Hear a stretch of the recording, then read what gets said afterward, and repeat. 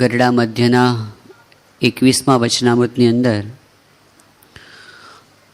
મહારાજે મુદ્દાની વાત કરી છે.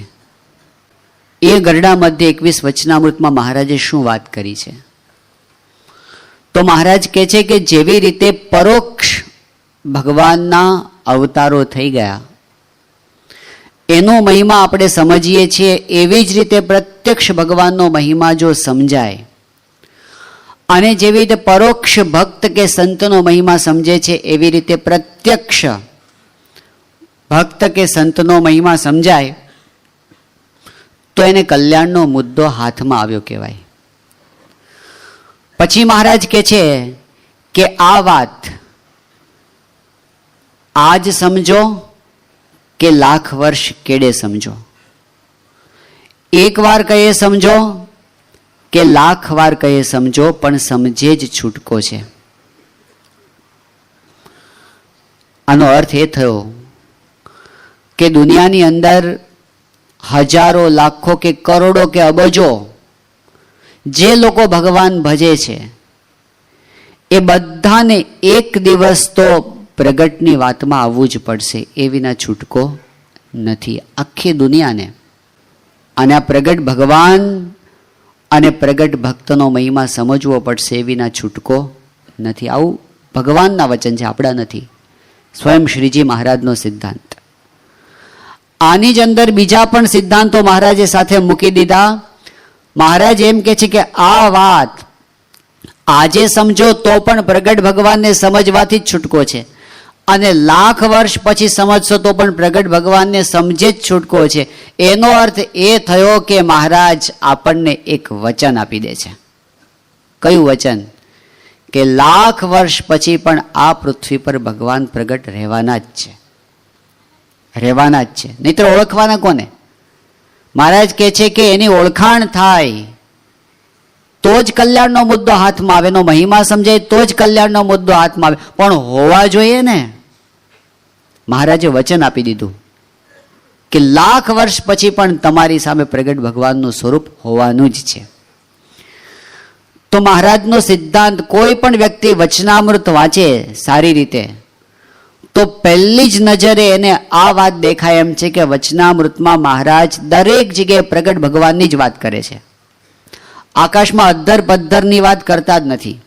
હા, ધામના સ્વરૂપનું વર્ણન કરે, ધામમાં રહેલા સ્વરૂપની દિવ્યતા, એનું ઐશ્વર્ય, એ બધી વાત કરે, પણ તરત બીજું જ વાક્ય એવી લાવીને મૂકી દે, એ જ ભગવાન પૃથ્વી ઉપર પ્રગટ નયન ગોચર થકા વર્તે છે, એમ લાવીને મૂકી દે. તમારા ઈષ્ટદેવ છે, તમારી સેવાને અંગીકાર કરે છે, આ સ્વરૂપ મેં ધામમાં રહેલું સ્વરૂપ, એમાં કોઈ ભેદ નથી, એ બંને એક જ છે, એમ કરીને મહારાજ મૂકી દે. તેજને વિશે જે મૂર્તિ છે એ જ આ પ્રત્યક્ષ મહારાજ છે, એમ તમે જાણજો, એમ કરીને વાત મૂકી દે. પણ મહારાજનો સોયની પાછળ દોરો ચાલ્યો આવે ને, એક ધારો સિદ્ધાંત મહારાજ ક્યાંય પરોક્ષની વાત કરતા જ નથી. એટલે બીજા શબ્દોમાં કહીએ તો એમ કહેવાય કે વચનામૃત કે શ્રીજી મહારાજનો આ ઉપદેશ એ એવા લોકો માટે જ છે જેના માટે પૃથ્વી પર ભગવાન પ્રગટ છે. જેને એવું નથી માનવું એના માટે વચનામૃત નથી, છે જ નહીં. કારણ કે દર બીજા ત્રીજા વચનામાં મહારાજે ફેરવીને એ જ વાત કરી હોય. આવી વાત તમે પ્રગટની સમજો, નહીતર મુદ્દો હાથમાં નહીં આવે. કાર્યાણીનું 7મું વચનામૃત, એમાં મહારાજ આત્યંતિક કલ્યાણની વ્યાખ્યા કરે છે. મહારાજ કહે છે કે આત્યંતિક કલ્યાણ કોને કહીએ? તો અનંત બ્રહ્માંડોનો પ્રલય થઈ જાય અને પછી જે ભગવાનનું એક અક્ષરધામ બાકી રહે, એ અક્ષરધામની અંદર જે ભગવાનની મૂર્તિ છે, એના એ ભગવાન અત્યારે મને પ્રગટ મળ્યા છે. આવી જે દ્રઢ નિષ્ઠા, મહારાજના વચનો ભાર આપવા યોગ્ય છે.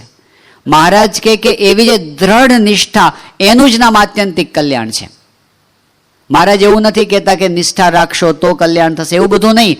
નિષ્ઠા એ જ કલ્યાણ. સમજી લો, તમારે અક્ષરધામ મેળવવામાં કાંઈ બાકી નથી, દેહ છતાં તમે એના અધિકારી થઈ ગયા. જો એટલી બાકી નિષ્ઠા થઈ જાય કે અક્ષરધામમાં જે ભગવાનનું સ્વરૂપ છે એ મને આજે પ્રત્યક્ષ પૃથ્વી ઉપર નયન ગોચર મળ્યું છે, આવી નિષ્ઠાને મહારાજ આત્યંતિક કલ્યાણ કહે છે. શ્રીજી મહારાજે વચનામૃતની અંદર વારંવાર પ્રગટ ભગવાનની વાત કરી, એટલે આ વાત લોકોને થોડી અઘરી તો પડે છે. સામાન્ય રીતે આ દુનિયા કેવી હોય છે? પાળિયાના પૂજક જેવી હોય છે. જે ન હોય એનો મહિમા બધાને ફાવે છે, જે સામે હોય એનો મહિમા આવે એટલે જરા ધ્રાસકો પડે છે. અત્યારે દુનિયાની અંદર જ્ઞાનની વાતો ઘણી થાય, ભગવાનના ચરિત્રોની વાતો પણ ઘણી થાય. બે રીતની, ભક્તિના માર્ગમાં અને જ્ઞાન માર્ગની અંદર લખાય છે પણ ખરું અને બોલાય છે પણ ખરું, પણ નિશાન દઈને વાત દેવાની થાય ને ત્યાં થડકાટ થાય. 2004ની સાલમાં ઘણું કરીને નવેમ્બર મહિનાની અંદર અમદાવાદમાં એક કોન્ફરન્સ થઈ હતી આપણા મંદિરની અંદર, શાહીબાગ મંદિરમાં. અખિલ ભારતીય દર્શન પરિષદ નામની એક સંસ્થા ચાલે છે ભારત કક્ષાએ. એના વિદ્વાનો બધા એ વખતે ત્યાં અમદાવાદ આવ્યા હતા. 5 દિવસનો એમનો કાર્યક્રમ હતો. એ સંસ્થાને 50 વર્ષ પૂરા થતા હતા એ નિમિત્તે ત્યાં આ બધું યોજવામાં આવ્યું હતું અને એમાં આપણે યજમાન પદે રહીને સેવા કરી હતી. તો એમાં 5 દિવસ દરમિયાન એક દિવસ એવો હતો કે એમણે આપણને એવું કીધું હતું કે સ્વામિનારાયણ સંપ્રદાયનો જે સિદ્ધાંત છે તમારા સંતો અમારી સમક્ષ રજૂ કરે. એ દિવસે 2 સેશનની અંદર આખો કાર્યક્રમ થયો હતો. એમાં સવારનું જે સત્ર હતું એ સત્રની અંદર ભગવાનના સ્વરૂપ વિશે વાતો થવાની હતી. તો મહારાજે જે ભગવાનના સ્વરૂપ વિશે સમજણ આપી છે કે ભગવાન સર્વોપરી છે, સર્વ કરતા છે, સાકાર છે અને પ્રગટ છે, એના ઉપર સંતો રજૂઆત કરવાના હતા. તો એમાં જે પ્રગટનો મુદ્દો હતો એના ઉપર પૂજ્ય ભદ્રેશ સ્વામીનું પ્રવચન હતું. એ સભાના સભાપતિ તરીકે બિહારની ભાગલપુર યુનિવર્સિટીના એક પ્રોફેસર હતા જેનું નામ હતું ડૉક્ટર રામજી સિંહ. બહુ વિદ્વાન વ્યક્તિ છે અને દેશ પરદેશમાં ઘણી બધી યુનિવર્સિટીઝની અંદર તત્વજ્ઞાનના પ્રવચનો આપવા માટે જાય છે. પ્રમુખ સ્વામી મહારાજના ખૂબ ગુણાનુરાગી છે. સ્વામીશ્રી સાથે વર્ષોથી 30-40 વર્ષથી પોતે સંપર્કમાં છે. પણ એ સભાની અંદર એ પોતે સભાપતિ તરીકે હતા. હવે ભદ્રેશ સ્વામીને જે પ્રવચન કરવાનું હતું એમનો વિષય હતો ભગવાન પૃથ્વી ઉપર પ્રગટ છે.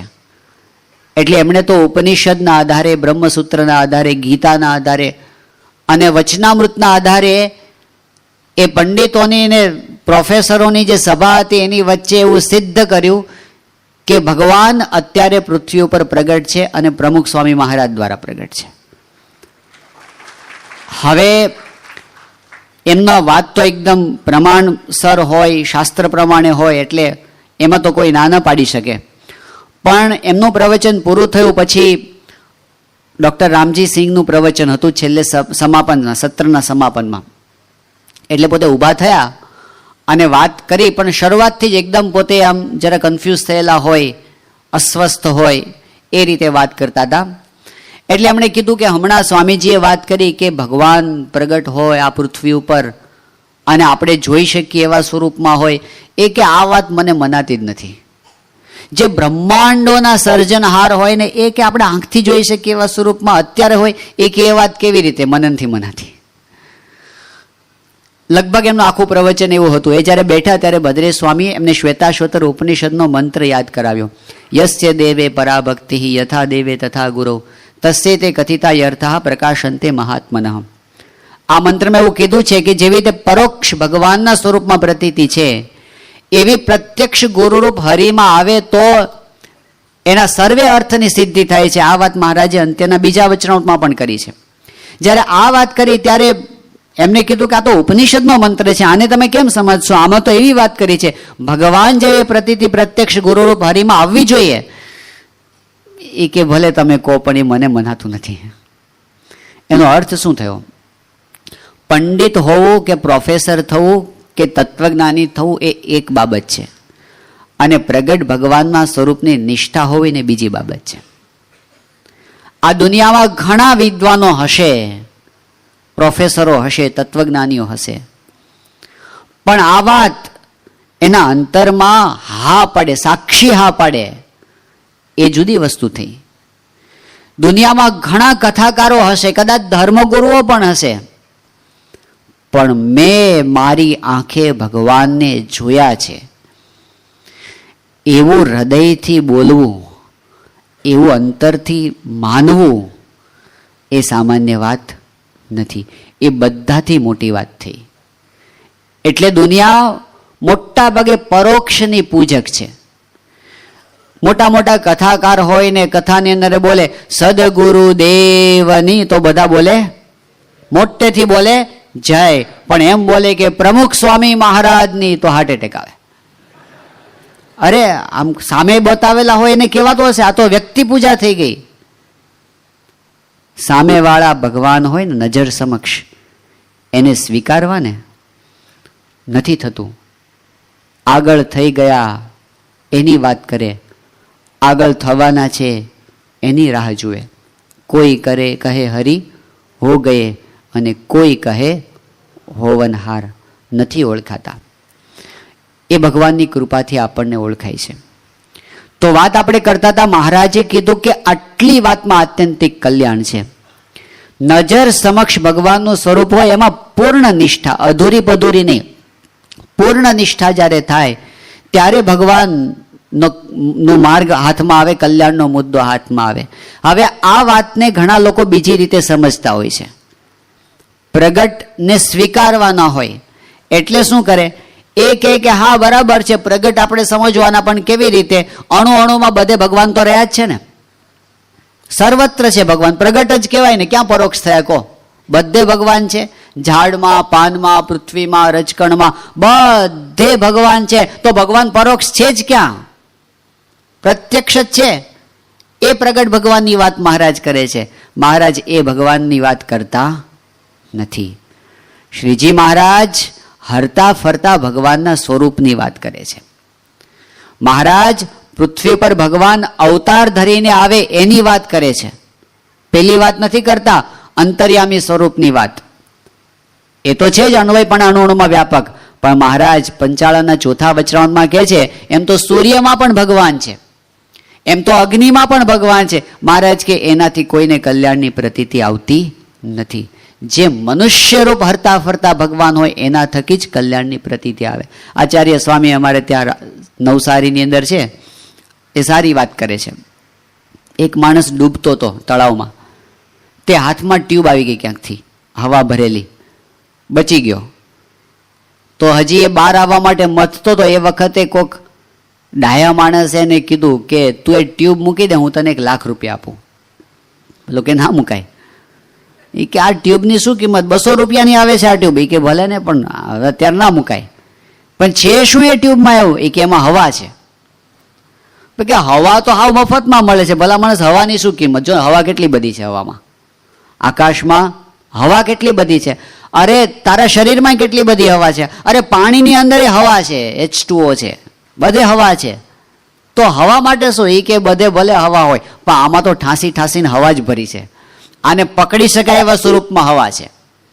એમ આચાર્ય સ્વામી કે કોઈ એમ કે ભગવાન તો બધે જ છે અણુ અણુમાં, તો કેમ તમે એક સ્વરૂપને પકડો છો? ભાઈ બધે ભગવાન છે, વાત સાચી, પણ આમાં પ્રમુખ સ્વામી મહારાજમાં ઠાંસી ઠાંસીને ભગવાન છે અને પકડી શકાય એવા સ્વરૂપમાં છે. આમ પેલા હાથમાં બચકા ભરો નથી આવતું. મહારાજ કે આકાશને 100 વર્ષ સુધી ચાટે ખારો ખાટો સ્વાદ નથી આવતો. એવી રીતે ભગવાનની મૂર્તિની ઉપાસના ને ધ્યાન વિના આત્મા કે પરમાત્માનો કોઈ વિચાર ઠરતો નથી. તો એક તો એ અણુ અણુમાં રહેલા ભગવાનના સ્વરૂપની વાત નથી, મનુષ્યરૂપ ભગવાનના સ્વરૂપની વાત છે. તો કોઈ એમ કે ચલો કઈ વાંધો નહીં, અણુ અણુની વાત છોડી દો. મૂર્તિમાં તો ભગવાન પ્રત્યક્ષ જ છે ને, એ તો આપણે પકડી શકીએ છીએ, આપણી સામે જ છે. એને પ્રગટ ભગવાન ના કહેવાય. પ્રગટને આંખથી જોઈ શકે એટલે પ્રગટ કહેવાય, પ્રત્યક્ષ કહેવાય. તો મૂર્તિઓમાં ભગવાન પ્રત્યક્ષ નહીં? આવો પ્રશ્ન ગુણાતીતાનંદ સ્વામીને પૂછ્યો ત્યારે ગુણાતીતાનંદ સ્વામીએ વડતાલના 12મા વચનામૃતની વાત કરી કે વડતાલના 12મા વચનામૃતની અંદર મહારાજે ભગવાનના પ્રત્યક્ષ સ્વરૂપને સેવવાની રીત બતાવી છે. અને એમાં એવું કીધું છે કે જે પ્રત્યક્ષ ભગવાનનું સ્વરૂપ હોય એની અંદર આપણને જો દિવ્ય ભાવ રહે તો આપણી વૃદ્ધિ થાય અને પૂર્ણિમાના ચંદ્રમાં જેવા આપણે થઈ જઈએ. અને જો પ્રત્યક્ષ ભગવાનના સ્વરૂપમાં મનુષ્ય ભાવ આવે તો ઘટતા ઘટતા અમાવાસ્યાના ચંદ્રમાં જેવા થઈ જઈએ. તો મહારાજ એમાં કહે છે, ગુણાતીતાનંદ સ્વામી કે મૂર્તિઓ શું ચરિત્ર કરે તેમાં મનુષ્ય ભાવ આવે. એ કોઈ દિવસ પક્ષપાત ન કરે, એ કોઈ દિવસ આપણો તિરસ્કારે ન કરે, ઉપેક્ષા ન કરે, કોઈ દિવસ કોકને બોલાવે ને કોકને ન બોલાવે એવું મૂર્તિઓ કોઈ દિવસ ન કરે. અને એટલે એમાં શું મનુષ્ય ભાવ આવવાનો? જે હરતા ફરતા ભગવાનના અખંડ ધારક સંત હોય ને એને જ પ્રગટ કહેવામાં આવે છે, પ્રત્યક્ષ કહેવામાં આવે છે. તો કોઈ કે ચલો એ વાત બરાબર, હરતા ફરતા હોવા જોઈએ અને મનુષ્ય સ્વરૂપે પણ હોવા જોઈએ, પણ આ આચાર્ય મહારાજ છે તો ભગવાનનું પ્રત્યક્ષ સ્વરૂપ કહેવાય, એ તો ભગવાનનો વંશ કહેવાય, બરાબર ને? આચાર્ય પરંપરા આખી ચાલે છે, એને પ્રત્યક્ષ ભગવાનનું સ્વરૂપ કહેવાય ને. પણ મહારાજે જ્યાં જ્યાં વચનામૃતની અંદર ભગવાનના પ્રત્યક્ષ સ્વરૂપની વાત કરીને ત્યાં બધે લક્ષણો મૂક્યા છે. કોઈ જગ્યાએ મહારાજે વંશ ન મૂક્યો, લક્ષણ મૂક્યા છે. અને એટલે આખી આપણી ગુરુ પરંપરા તમે જુઓ, તેજસ્વીતા એમની જે દેખાય છે વંશના આધારે નથી, એમના ગુણોના આધારે છે.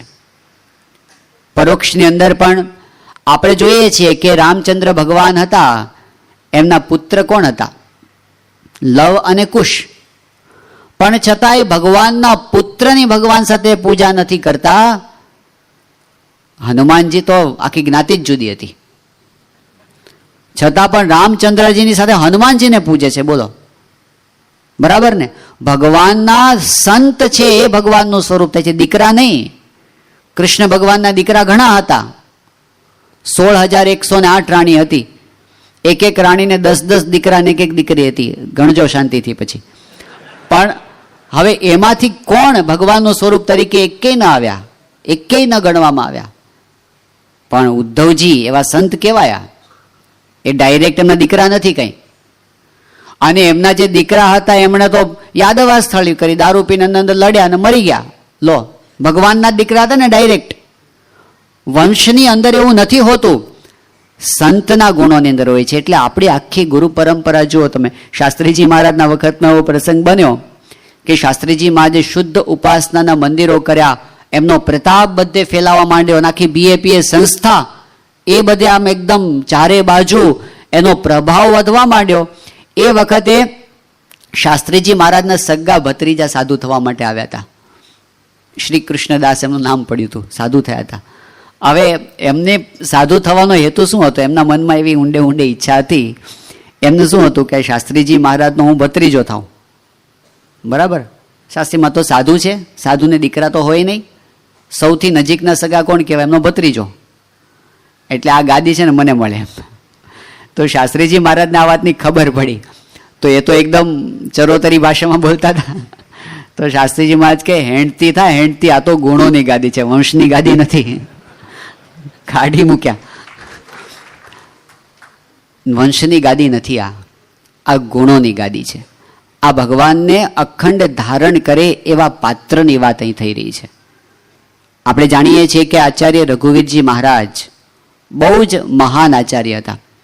એકદમ સદગુણવાળા હતા, નમ્રતાવાળા હતા, વૈરાગ્યવાળા હતા. ગુણાતીતાનંદ સ્વામી એમના વખાણ કરતા કીધું કે રઘુવીરજી મહારાજની ત્યાગની છટા મહારાજ જેવી હતી. આમ એટલો બધો એમનો મહિમા રઘુવીરજી મહારાજનો ગણ્યો છે. સ્વામી કે ધર્મકુળમાં રઘુવીરજી જેવો બીજો કોઈ નહીં થાય, એવું બોલી ગયા. એ રઘુવીરજી મહારાજ આટલા સદગુણનિષ્ઠ હતા. પણ આપણે જ્યારે ઇતિહાસ જોઈએ ત્યારે આપણને ખબર પડે ગુણાતીતાનંદ સ્વામી વડતાલ પધાર્યા હતા અને પછી ત્યાંથી આણંદ જવાનું થયું હતું. આચાર્ય મહારાજ સાથે સિગ્રામમાં બેઠા હતા અને એ વખતે બન્યું એવું કે પેલું જે સિગ્રામ હતો આચાર્ય મહારાજનો, એમાં પેલા ફૂમતા લગાડેલા, રેશમના ફૂમતા આમ ડેકોરેશનમાં લગાડેલા હોય ને, તો એક ફૂમતું ગુણાતીતાનંદ સ્વામીને ગાલ પર અડ્યું. અને સ્વામી તો જે ત્યાગ વૈરાગ્યની એમની છટા હતી, ગુણાતીતાનંદ સ્વામી બોલ્યા, એ તો આચાર્ય મહારાજને કહી દે, એ કે આ ફૂમતા ગાલે બકીઓ ભરતા હોય એમાં ભગવાન ક્યાંથી ભજાય? એટલે એકદમ રઘુવીરજી મહારાજને અંતરદ્રષ્ટિ તો થઈ. એક પ્રસંગે સ્વામી પેલો પેંડો લેવાની ના પાડી દીધી કે 500 પરમહંસો ગળું ચાલે છે, ઝેર છે ખાઈસમાં. એટલે રઘુવીરજી મહારાજ કેવા હતા?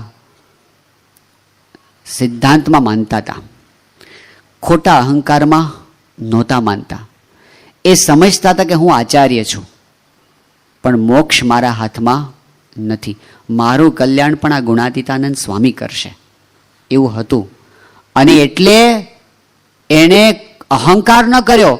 ગુણાતીતાનંદ સ્વામીની પાસે નિષ્કપટ થયા. રઘુવીરજી મહારાજ નાની ઉંમરમાં ઘરભંગ થયા હતા અને એમને બીજા કહેતા હતા કે તમે લગ્ન કરો બીજા. એટલે સ્વામીને એમને પ્રશ્ન પૂછ્યો કે સ્વામી, મને બધા બહુ આગ્રહ કરે છે કે તમે બીજા લગ્ન કરો, તો મારે શું કરવું? એવું ગુણાતીતાનંદ સ્વામીને પૂછ્યું. તો ગુણાતીતાનંદ સ્વામી કહે કે આપની શું મરજી છે? એટલે રઘુવીરજી મહારાજે કીધું કે સ્વામી, મને આમ તો મારી ઈચ્છા નથી, પણ અંતરમાં સંકલ્પો તો મને થયા કરે છે. નિષ્કપટ ભાવ જુઓ. આચાર્ય મહારાજ છે, પણ એ સમજે છે કે ભગવાન અહીંયા છે, એટલે પોતે હાથ જોડીને કીધું કે સ્વામી, મને સંકલ્પો પીડે છે. પછી એમણે ગુણાતીતાનંદ સ્વામીને કીધું કે સ્વામી, મને એવી મૂંઝવણ રહ્યા કરે છે કે મારી આ ગ્રંથિઓ ક્યારે ગળશે? ગુણાતીતાનંદ સ્વામી કહે કે મહારાજ, જો તમે તીર્થવાસી થઈને જુનાગઢ આવો અને તમારી બધી ગ્રંથિઓ હું ન ગાળી નાખું તો મારું નામ ગુણાતીત નહીં. વચન આપ્યું, ગુણાતીત કરવાનું વચન ગુણાતીત સિવાય કોઈ ના આપી શકે. ગ્રંથિઓ ગાળવાનું વચન. યોગીજી મહારાજ ધામમાં ગયા પછી ગોંડલમાં શાસ્ત્રીજી મહારાજના ઓરડાની અંદર સવારે પ્રમુખ સ્વામી મહારાજ દર્શન કરવા માટે પધાર્યા અને સ્વામીશ્રી પ્રદક્ષિણા કરતા હતા. એ વખતે મુંબઈના કોઠારી ભક્તિપ્રિયદાસ સ્વામી ત્યાં ઊભા હતા. એમણે સ્વામીને હાથ જોડીને કીધું કે સ્વામી, યોગીજી મહારાજે અમને જ્યારે સાધુ બનાવ્યા ત્યારે એવું વચન આપ્યું હતું કે તમને એકાંતિક ધર્મ સિદ્ધ કરાવશું, અને યોગીજી મહારાજ તો ધામમાં ગયા, તો અમારું શું થશે? એ વખતે સ્વામીએ શાસ્ત્રીજી મહારાજના ચરણમાંથી એક પુષ્પ લીધું અને કોઠારી સ્વામીના હાથમાં આપ્યું અને કીધું, જાઓ, એ સંકલ્પ, એ વચન અમે પૂરું કરશું. કોણ આપી શકે આવું વચન? ગુણાતીત કરવાનું વચન. આજે દુનિયામાં હોય, સારા સંતો પણ હોય, સારા ધર્મગુરુ પણ હોય, સરસ કથા કરે, લાખ માણસને રંજન પણ કરી દે, પણ એક જણના અંતરમાંથી ગ્રંથિઓ ગાળવી, એક માણસના અંતરમાંથી, એ ગુણાતીત કરી શકે, એ બીજા કોઈથી ના થાય. તો ગુણાતીતાનંદ સ્વામીએ વચન આપ્યું કે તમે તીર્થવાસી થઈને જુનાગઢ આવો તો હું ગાળી નાખું. અને રઘુવીરજી મહારાજ ગયા, તીર્થવાસી થઈને ગયા. ભગવત પ્રસાદજી મહારાજને સોંપ્યો વ્યવહાર અને ત્યાં આચાર્યનો ઠાઠમાઠ મૂકીને ગયા. એકદમ ભક્ત જેવી રીતે સમાગમ કરવા જતા હોય એવી રીતે, અને એકદમ સાદાઈથી. આપણે બધી વાતો જાણીએ છીએ કે 4 મહિના સુધી ત્યાં આગળ રોકાયા. એ દરમિયાન એમને એમ કે સ્વામીનો સમાગમ એવી રીતે કરવો છે ને એક સેકન્ડ પણ બગાડવી નથી. સવારના પોરમાં મંગળા પહેલા તૈયાર થઈ ગયા હોય, મંગળા પછી તરત કથા ચાલુ થાય, તો શું કરે રઘુવીરજી મહારાજ? મંગળા પછી તરત પેલો ચૂલો પ્રગટાવ્યો હોય એની ઉપર જે કંઈ વાસણ ચડાવ્યું હોય એની અંદર ખીચડી નાખી દે, અને શાક જુદું ક્યાં કરવું, રીંગણા બે અંદર જ નાખી દે અને કરી દે બંધ, અને જાય સ્વામીનો સમાગમ કરવા માટે. છેક રાજભોગ આરતીએ પાછા આવે ત્યાં સુધી ખીચડી ને રીંગણા બે ચડી ગયા હોય અને ખાઈ લે ભેગા કરીને. આચાર્ય મહારાજની ખીચડી જે આચાર્ય ખીચડી થઈ, પછી સ્વામિનારાયણ ખીચડી તરીકે ત્યારથી પ્રસિદ્ધ થયું છે. પછી તો એમાં ઘણા બધા સંસ્કારો ભળ્યા, પણ શરૂઆત એ રઘુવીરજી મહારાજે કરી હતી. પણ સ્વામીનો સમાગમ કર્યો અને એમની ગ્રંથિઓ ગળી. કહેવાનો અર્થ શું છે કે ભલે આચાર્ય મહારાજ એ પોતે સંસ્થાના ધણી કહેવાતા, પણ એને એટલી ખબર હતી કે આ વ્યાવહારિક પદ છે. આચાર્ય પદ કેવું છે? વ્યવહારિક, મોક્ષનું પદ નથી.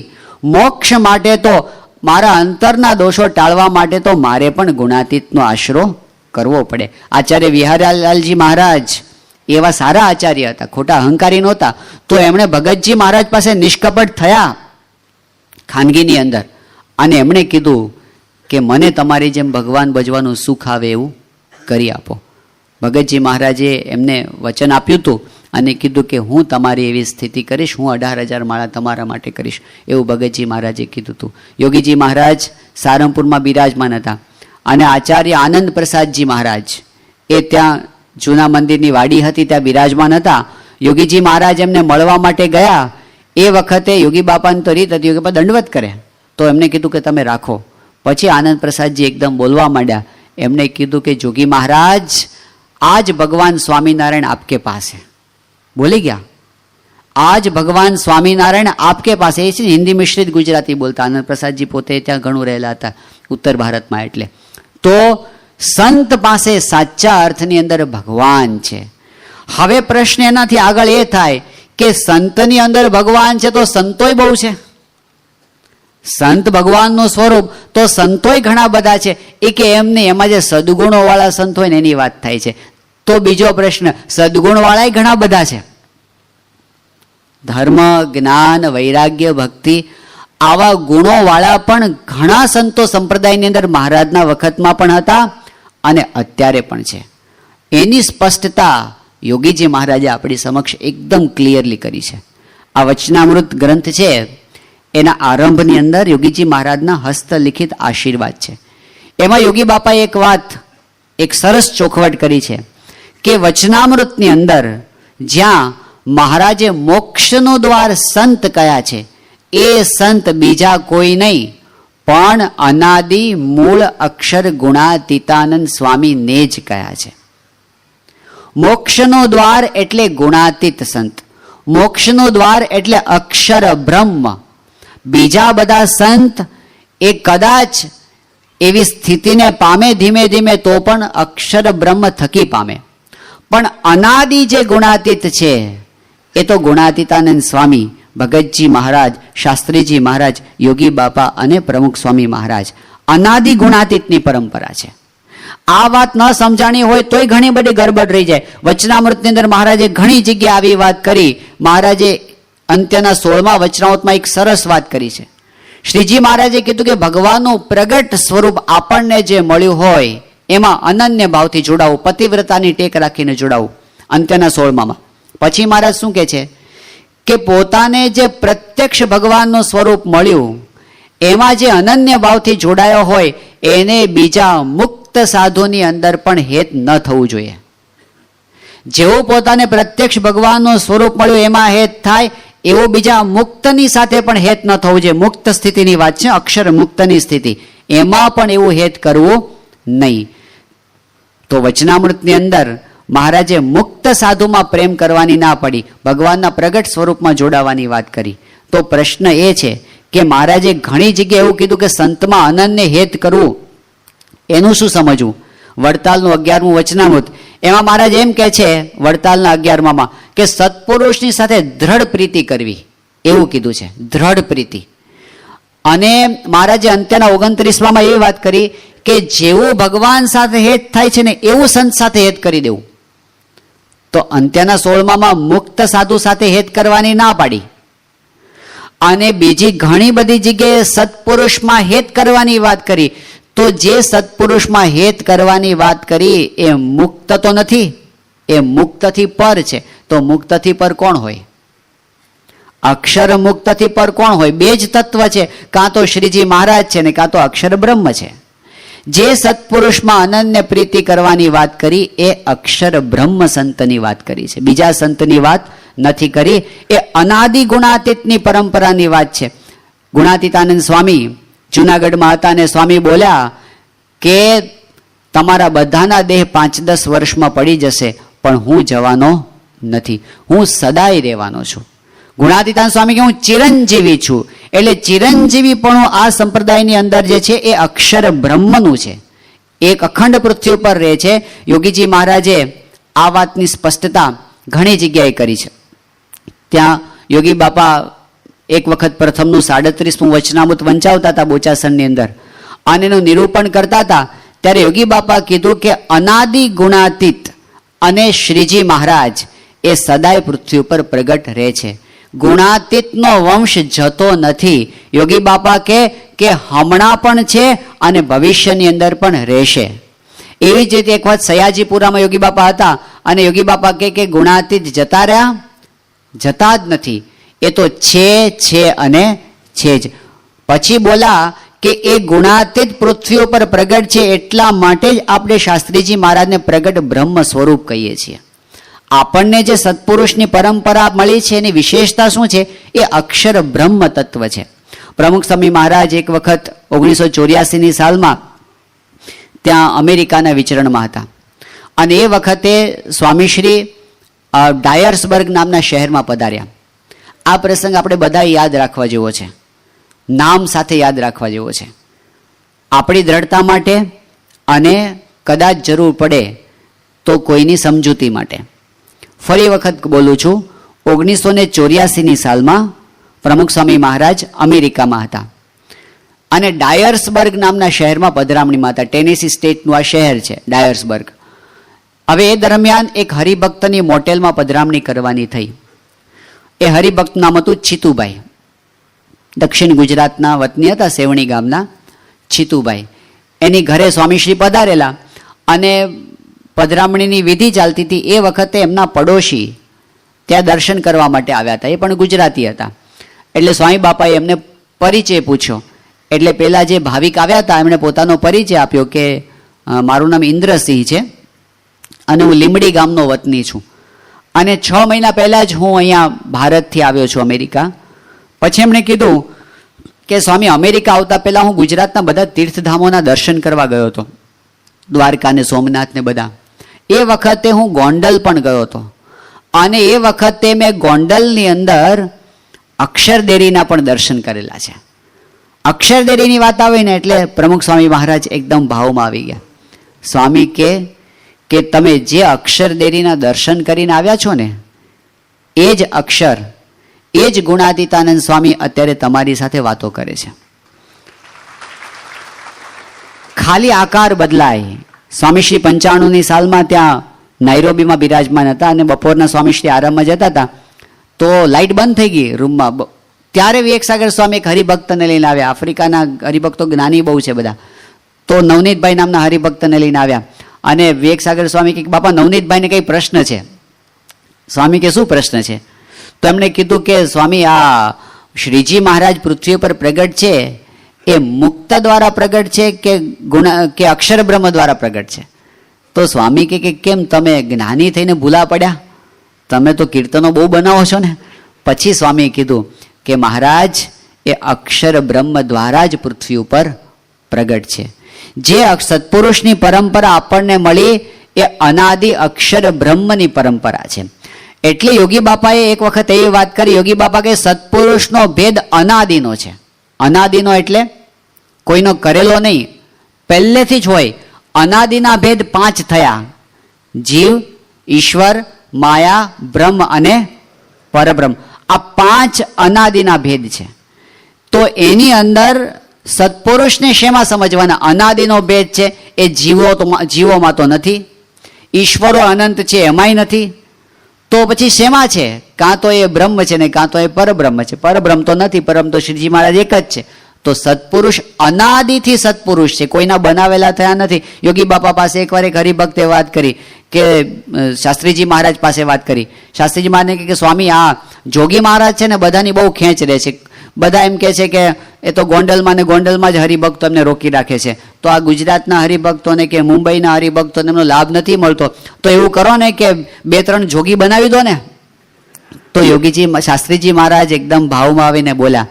શાસ્ત્રીજી મહારાજ કે જોગી એ કાંઈ કોઈના બનાવ્યા બનતા નથી, એ તો અનાદિના જોગી છે, એ અક્ષરધામમાંથી આવેલા છે. યોગી બાપાએ યોગી ગીતામાં આ વાત કરી છે કે સત્પુરુષનો ભેદ અનાદિનો છે. કર્મે કરીને સત્પુરુષ નિપજતા નથી, કોઈના બનાવ્યા બનતા નથી. એટલે યોગી બાપા એક જગ્યાએ એવું બોલ્યા કે ગુણાતીત તો એક જ, બીજા કોઈ મેળે માવજીભાઈ થઈ શકતા નથી.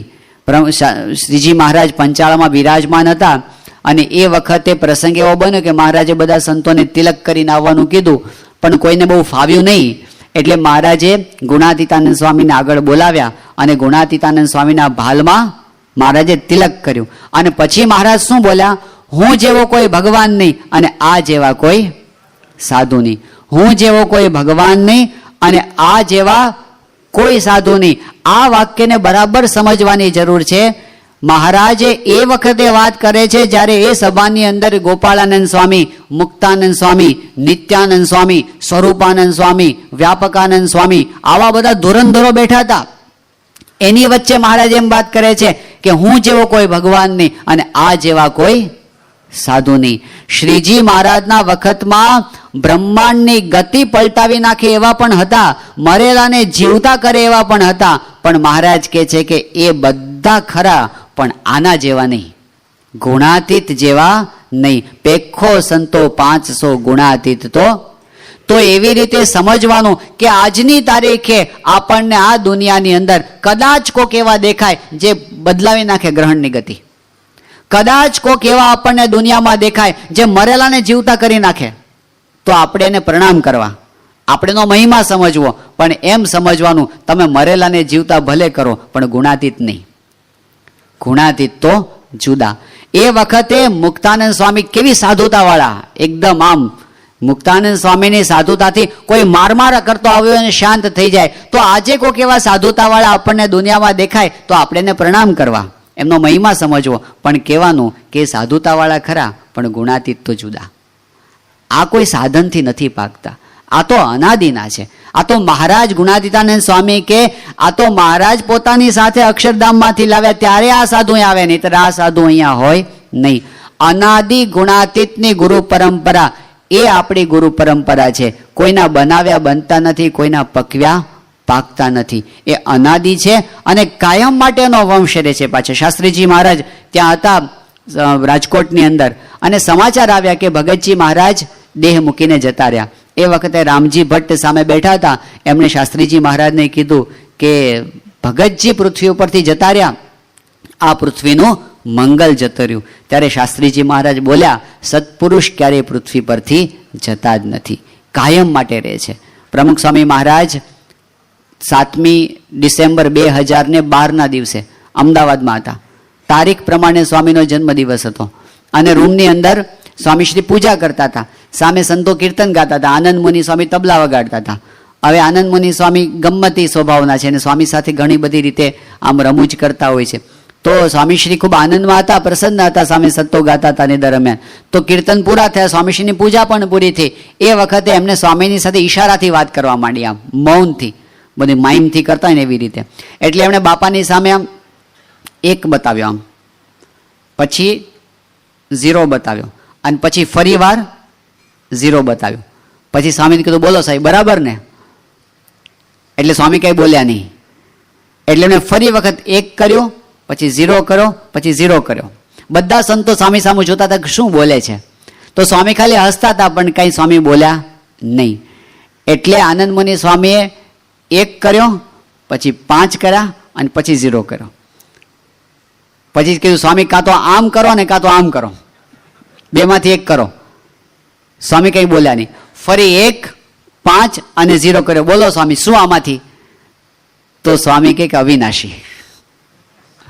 આ તો બધા 100 ને 150 તો તમારા આંકડાઓ છે. અવિનાશી સ્વામી મોઢેથી એવું બોલ્યા. એટલે એ પુરુષ અવિનાશી છે, અક્ષર બ્રહ્મ આ પૃથ્વી ઉપર યોગી બાપા કે એ હંમેશને માટે પૃથ્વી પર પ્રગટ છે અને છે જ.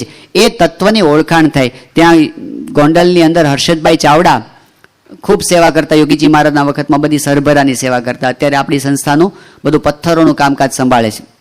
તો એ વખતે યોગીજી મહારાજની છેલ્લી બીમારી, એકદમ હાર્ટ એટેક આવ્યો, ત્યારે એમણે એવો નિયમ લીધો કે જ્યાં સુધી યોગી બાપાને સારું ન થાય ને ત્યાં સુધી કંઈ ગળપણ આપણે ખાવું નહીં. હવે યોગી બાપાએ તો ધામમાં જતા રહ્યા. ત્યાર પછી પારાયણ ચાલતી હતી. એ દરમિયાન એક દિવસ પ્રમુખ સ્વામી મહારાજ બધા હરિભક્તો જમતા હતા, એની વ્યવસ્થા જોવા માટે આવ્યા હતા. તો બધા હરિભક્તો જમી રહ્યા. આ હર્ષદભાઈ સેવામાં હતા. એટલે સ્વામી કહે કે લાવ હર્ષદ, તારી થાળી હું કરી આપું. તો એમ કરીને સ્વામી પીરસવા માંડ્યા. એમાં ગુલાબ જાંબુ હતા. તો હર્ષદભાઈએ ના પાડી, સ્વામી મને ના આપતા. તો સ્વામી કીધું કેમ? એમણે કીધું કે સ્વામી મેં એવો નિયમ લીધો હતો કે યોગી બાપાને સારું ન થાય ત્યાં સુધી ગળપણ લેવું નહીં, અને યોગી બાપા તો ધામમાં જતા રહ્યા. સ્વામી એકદમ આ વાત સાંભળીને ભાવમાં આવી ગયા. સ્વામી કે હર્ષદ તું એમ માને છે યોગીજી મહારાજ જતા રહ્યા? સત્પુરુષ ક્યારેય પૃથ્વી પરથી જતા જ નથી, એ શાસ્ત્રીજી મહારાજનો સિદ્ધાંત છે, લે એમ કરીને સ્વામી એને જમાડ્યા. તો ગુણાતીત પૃથ્વી ઉપર પ્રગટ છે. એમના દ્વારા મહારાજ, હમણાં આપણે પેલું કીર્તન સાંભળ્યું કે ધન્ય ધન્ય એ સંત સુજાણને, જેનું ઉલટી પલટ્યું આપ સંત તે સ્વયં હરિ. એ જે સંત છે એ કોણ, એનો જવાબ આપણને યોગીજી મહારાજે સમજાવ્યો છે. એ ગુણાતીત સંતની વાત છે, બધા સંતની વાત નથી. સાધુતા વાળા પણ હોય, ધર્મ જ્ઞાન વૈરાગ્ય ભક્તિ વાળા પણ હોય, પણ યોગીજી મહારાજ ગુણાતીતાનંદ સ્વામી એમની વાતોમાં કીધું કે મૂળજી બ્રહ્મચારી પોતે નિષ્કામી ખરા, પણ બીજાને નિષ્કામી કરી શકે નહીં. વડતાલના ત્રીજા વચનામાં 4 પ્રકારના પુરુષ બતાવ્યા છે. દીવા જેવા, બીજા મશાલ જેવા, ત્રીજા વીજળીના અગ્નિ જેવા, અને ચોથા વડવાનળ જેવા. એમાં દીવા જેવા કોને કહેવાય? આમ બધું વ્યવસ્થિત હોય એમનું જીવન, કઈ સ્કેન્ડલ બેન્ડલ કશું હોય નહીં, એકદમ વ્યવસ્થિત હોય, પણ જો વિષયનો વાયરો આવે ને આમ તો ઓલાઈ જાય. દીવો હોય એ ઓલાઈ જાય. પણ મશાલ જેવા એટલે શું? બધા વધારે આમ વૈરાગ્ય હોય, આમ સાધારણ વિષયરૂપી વાયરામાં ન ઓલાય, પણ બહુ વાયરો આવે ને તો મશાલ પણ ઓલાઈ જાય. પણ વીજળી જેવા એટલે કેવા? વીજળી તો પાણીની વચ્ચે જ રહે છે. ગમે તેવા પવન આવે અને ગમે તેવું પાણી આવે, પણ વીજળીનો અગ્નિ ક્યારે ઓલાતો નથી. અને ચોથા બતાવ્યા વડવાનળ જેવા. તે વડવાનળ એટલે શું? સમુદ્રની વચ્ચે રહે, પાણીમાં જ રહે છે, ઓલાતા તો નથી, પણ સમુદ્રના ખારા જળને મીઠું કરી નાખે છે. આ છેલ્લા જે 2 બતાવ્યા ને, વીજળી જેવા અને વડવાનળ જેવા, એમાં ઘણી વખત ભૂલા પડી જવાય એવું છે. વીજળી જેવા હોય એ પણ ક્યારેય કોઈ વિષયમાં ન લેવાય, અને વડવાનળ જેવા હોય એ પણ કોઈ વિષયમાં ન લેવાય. પણ વીજળી જેવા બીજા ખારા જીવને મીઠા કરી શકે નહીં. વડવાનળ ખારાને મીઠા કરી નાખે. એને મહારાજે સિદ્ધ દશાવાળા સત્પુરુષ કહ્યા છે. પેલા સાધન દશાવાળા છે, જે સાધના કરી કરીને એવી સ્થિતિને પામ્યા છે. પણ સિદ્ધ દશાવાળા જે છે એ તો અનાદિના પુરુષ છે અને એ ગુણાતીત છે. એવી વાત આપણને શ્રીજી મહારાજે સમજાવી છે. હવે એ પ્રગટની આવી રીતે જે ઓળખાણ કરવાની વાત થઈ ને, એના માટેનો ઉપાય કયો? કઈ રીતે ભગવાનનું પ્રગટ સ્વરૂપ આવી રીતે ઓળખાય, નિષ્ઠા કેવી રીતે થાય? વડતાલનું 19મું વચનામૃત છે, એની અંદર મહારાજે ઓળખાણને મહત્વ આપ્યું છે. મહારાજ કે આ જીવને જ્યારે ભરતખંડમાં મનુષ્ય દેહ આવે ત્યારે કાં તો ભગવાન પોતે પૃથ્વી પર સ્વયં વિચરતા હોય, કાં તો એ ભગવાનના અખંડ ધારક સંત વિચરતા હોય. એની ઓળખાણ થાય ત્યારે એ ભગવાનનો ભક્ત થાય છે. હવે સમજવાની વાત એ આવી કે ઓળખાણ થાય ને ત્યારે જ ભક્ત કહેવાય, એ વિના ભક્ત ન કહેવાય. અત્યારે દુનિયામાં ભક્તિ બહુ થતી હશે, પણ મહારાજ ભક્ત કોને કહે છે? પ્રગટની ઓળખાણ થાય ને એ જ ભક્ત, બીજા ભક્ત નહીં. તો આ તો ભારે વાત થઈ ગઈ. બીજા ખોટું કરે છે આ દુનિયાને. સ્વામિનારાયણ ભગવાનને જ ધારો કે ભજતા હોય, પણ હવે પરોક્ષપણે ભજતા હોય, તો શું એની ભક્તિ ભક્તિ ના કહેવાય અને ભક્ત ના કહેવાય? તો મહારાજ કહે છે કે ન કહેવાય. પણ સાચું એ છે કે ભવિષ્યની અંદર એમને ભગવાનનો યોગ થશે, ખોટા રસ્તે નથી. એ પોતે સાચી દિશામાં છે. એટલે આપણને એ દુનિયાના ઇતિહાસમાં એ પણ દેખાય છે કે ખરેખર પરોક્ષપણે કોઈ ભગવાનને સાચા ભાવથી ભજતા હોય ને, તો આજે નહીં તો કાલે એને પ્રગટનો યોગ થઈ જાય. ભક્ત ભાવ સાચો હોવો જોઈએ અને સત્પુરુષનો દ્રોહ ન કરતા હોવો જોઈએ, તો ઓળખાણ થાય. દ્રોહમાં પડ્યા તો યોગમાં હોય ને પ્રગટની ઉપાસના કરતા હોય તોય ધૂળમાં જાય છે. લાલો પાડો પ્રગટની ઉપાસના કરતા કરતા જ ભૂત થયો, દ્રોહમાં પડ્યો. તો જો દ્રોહમાં ન પડે અને સાચા ભાવથી ભલે પરોક્ષપણે ભક્તિ કરતો હોય, આપણને ખબર છે મહારાજના વખતની અંદર એવા ઘણા બધા આવ્યા હતા. મગનીરામ પોતે આમ તો દેવીના ઉપાસક હતા, પણ ઉપાસના એની નિષ્ઠા પોતાની દેવીમાં પાક્કી હતી. તે એક દિવસ એવો આવ્યો કે દેવીએ એમને મહારાજની ઓળખાણ કરાવી અને પ્રગટની ઉપાસનામાં પોતે આવ્યા. ગુણાતીતાનંદ સ્વામીના વખતની અંદર પણ એવા પ્રસંગો બન્યા કે કોઈક ને કોઈક રીતે જે પરોક્ષ ઉપાસનામાં માનતા હોય એને એવો યોગ થયો અને પ્રગટના યોગની અંદર આવ્યા. વડતાલની અંદર ગોરધનભાઈ કોઠારી, એમના ભત્રીજા ગિરધરભાઈ પાક્કા મુમુક્ષુ હતા અને એમણે વડતાલનું 19મું વચનામૃત વાંચ્યું અને એમાં એવી વાત આવી કે ભગવાન અથવા ભગવાનના ધારક સંત એ જરૂર પૃથ્વી પર વિચરતા હોય. એટલે એને એટલું તો પાક્કું થઈ ગયું કે વચનામૃતમાં મહારાજે કીધું એટલે ખોટું હોય નહીં. વર્તમાન કાળે કોઈક ને કોઈક સંત એવા હોવા જ જોઈએ જેમના દ્વારા મહારાજ પૃથ્વી પર પ્રગટ હોય. પણ છે ક્યાં? એ શોધવા નીકળ્યા. વડતાલથી નીકળ્યા, અમદાવાદ ગયા, ત્યાં ન દેખાયા. ભુજ ગયા, ત્યાં ન મળ્યા. જુનાગઢ ગયા, ત્યાં ન મળ્યા. ગઢડા ગયા. બધેથી ફરતા ફરતા પાછા થોડાક મહિના પછી વડતાલ પાછા આવ્યા હવે એમના કાકા ગોવર્ધનભાઈને ખબર હતી કે આ ગિરધર સંત શોધવા ગયા છે, એટલે પાછા આવે ત્યારે કીધું, ગિરધર દેખાણા ક્યાંય? સંત દેખાણા? એ કે એવા તો મને ક્યાંય મળ્યા, વચનામૃતમાં કીધા છે એવા ક્યાંય મળ્યા નહીં. એટલે ગોવર્ધનભાઈ કોઠારી તો વ્યવહારુ માણસ હતા, એમણે કીધું, ગિરધર મૂક એ બધી વાત પડતી, આ બધી શાસ્ત્રની વાતો કહેવાય, એવા કોઈ અત્યારે હોય નહીં, એટલે મારી ભેગો કોઠારમાં સેવામાં જોડાઈ જા અને ભજન કર સ્વામિનારાયણનું, કરશે મહારાજ કલ્યાણ. પણ ગિરધરભાઈ પાક્કા મુમુક્ષુ હતા. એ કે ના, મહારાજે વચનાવતમાં કીધું છે તો હોવા જ જોઈએ, અને મારે શોધવા જ છે ગમે તેમ કરીને, અત્યારે જ શોધવા છે આ પૃથ્વી પર હોય તો.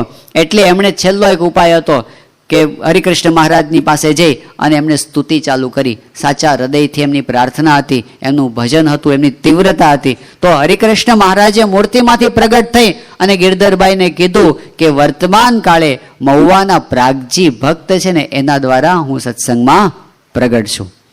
હવે આ વાત એમણે સાંભળી તો ખરી, પણ ભગતજી મહારાજને એમણે કેવા સ્વરૂપમાં જોયા હતા? એક ગૃહસ્થ છે, દરજી, સામાન્ય જ્ઞાતિ, અને લોકો એનું અપમાન કરે છે અને સભા મંડપમાં ખૂણામાં બેઠીને સેવા કરે છે. આ ભગવાનનું સ્વરૂપ. એને થયું કે મહારાજની બોલવામાં કંઈક ભૂલ થઈ, કે અમારી સાંભળવામાં ભૂલ થઈ. ફરી પાછી સ્તુતિ કરી, વિશ્વાસ ના આવ્યો, ફરી પાછી. તો મહારાજે ફરી પ્રગટ થઈને કીધું કે આમના દ્વારા જ હું અત્યારે સત્સંગમાં પ્રગટ છું, એમાં જોડાઈ જાઓ. અને પછી એ ભગતજી મહારાજ સાથે જોડાયા, અનન્ય ભાવથી જોડાયા. વિજ્ઞાનદાસ સ્વામી નામ એનું પાડ્યું. સંત સ્વામી ખપની મૂર્તિ કહેતા વિજ્ઞાનદાસ સ્વામીને. અને શાસ્ત્રીજી મહારાજની સાથે રહીને એમણે ભગતજી મહારાજનો મહિમા પ્રવર્તાવવામાં ખૂબ કામ કર્યું. એ વિજ્ઞાનદાસ સ્વામી પણ મહારાજે પરોક્ષપણે ભજતા હતા મહારાજને, પણ સાચો ભાવ હતો તો એની ઓળખાણ એ મહારાજે કરાવી, હરિકૃષ્ણ મહારાજે કરાવી. એવો જ પ્રસંગ હમણાં 4 વર્ષ પહેલા બન્યો. 2010ની સાલમાં પ્રમુખ સ્વામી મહારાજ ત્યાં બોચાસણમાં બિરાજમાન હતા, અને એ વખતે એક મુમુક્ષુ સ્વામીના દર્શન માટે આવ્યા. એનું નામ હતું ધૃતિમાનભાઈ શુક્લ, બ્રાહ્મણ ભક્ત હતા, અને ચુસ્ત વડતાલ સંપ્રદાયના એકદમ પાક્કા સત્સંગી, આજન્મ અને નિષ્ઠાવાળા, પાછા નિયમ ધર્મ બધા જ પાક્કા પાડે, અને પાછા ભણેલા ગણાતા, પાયલોટ થયેલા હતા. દક્ષિણ ભારતની અંદર એક સંસ્થાની અંદર પાયલોટ તરીકે નોકરી કરતા આપણા સન્નિષ્ઠ હરિભક્ત છે આરડી દવે. એ જે કંપનીમાં હતા, ઓઇલ કંપનીમાં, એ જ કંપનીનું પ્રાઇવેટ પ્લેન પોતે ચલાવતા હતા.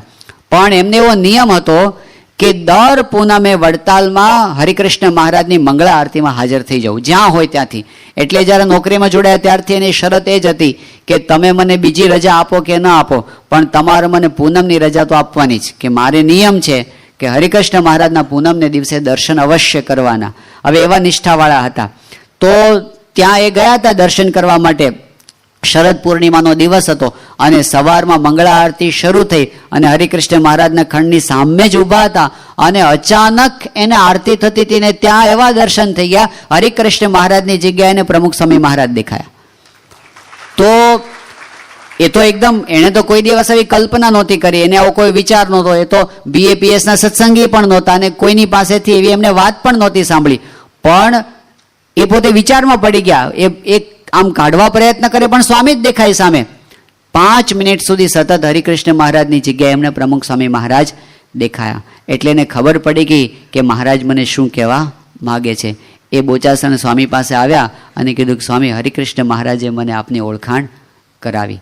સાચા ભાવથી જે કોઈ, યોગી બાપાના વખતમાં ખુશાલ ભક્ત, એ પોતે રણછોડરાયજીની ભક્તિ કરતા હતા અને દર પૂનમે ચાલીને જતા હતા. તો રણછોડરાયજી યોગીજી મહારાજમાં જોડ્યા, એમને ઓળખાણ કરાવી કે જાઓ યોગીજી મહારાજ પાસે તમે જજો. અને યોગી બાપા પાસે આવ્યા તો યોગી બાપાનું નામ દઈને કે કુશાલભાઈ, રણછોડરાયજીએ શું કીધું કહો. એટલે એને પાછું બોલાવડાવે બધું. જે કોઈ ભાવથી પોતે પરોક્ષપણે પણ એ બીજા દેવની ઉપાસના કરતા હશે કે શ્રીજી મહારાજની કરતા હશે, પણ એક દિવસ એને પ્રગટમાં આવવું જ પડશે. એ વિના મોક્ષનું દ્વાર ઉઘાડું થતું નથી. મહારાજે કીધું કલ્યાણનો મુદ્દો હાથમાં આવતો નથી.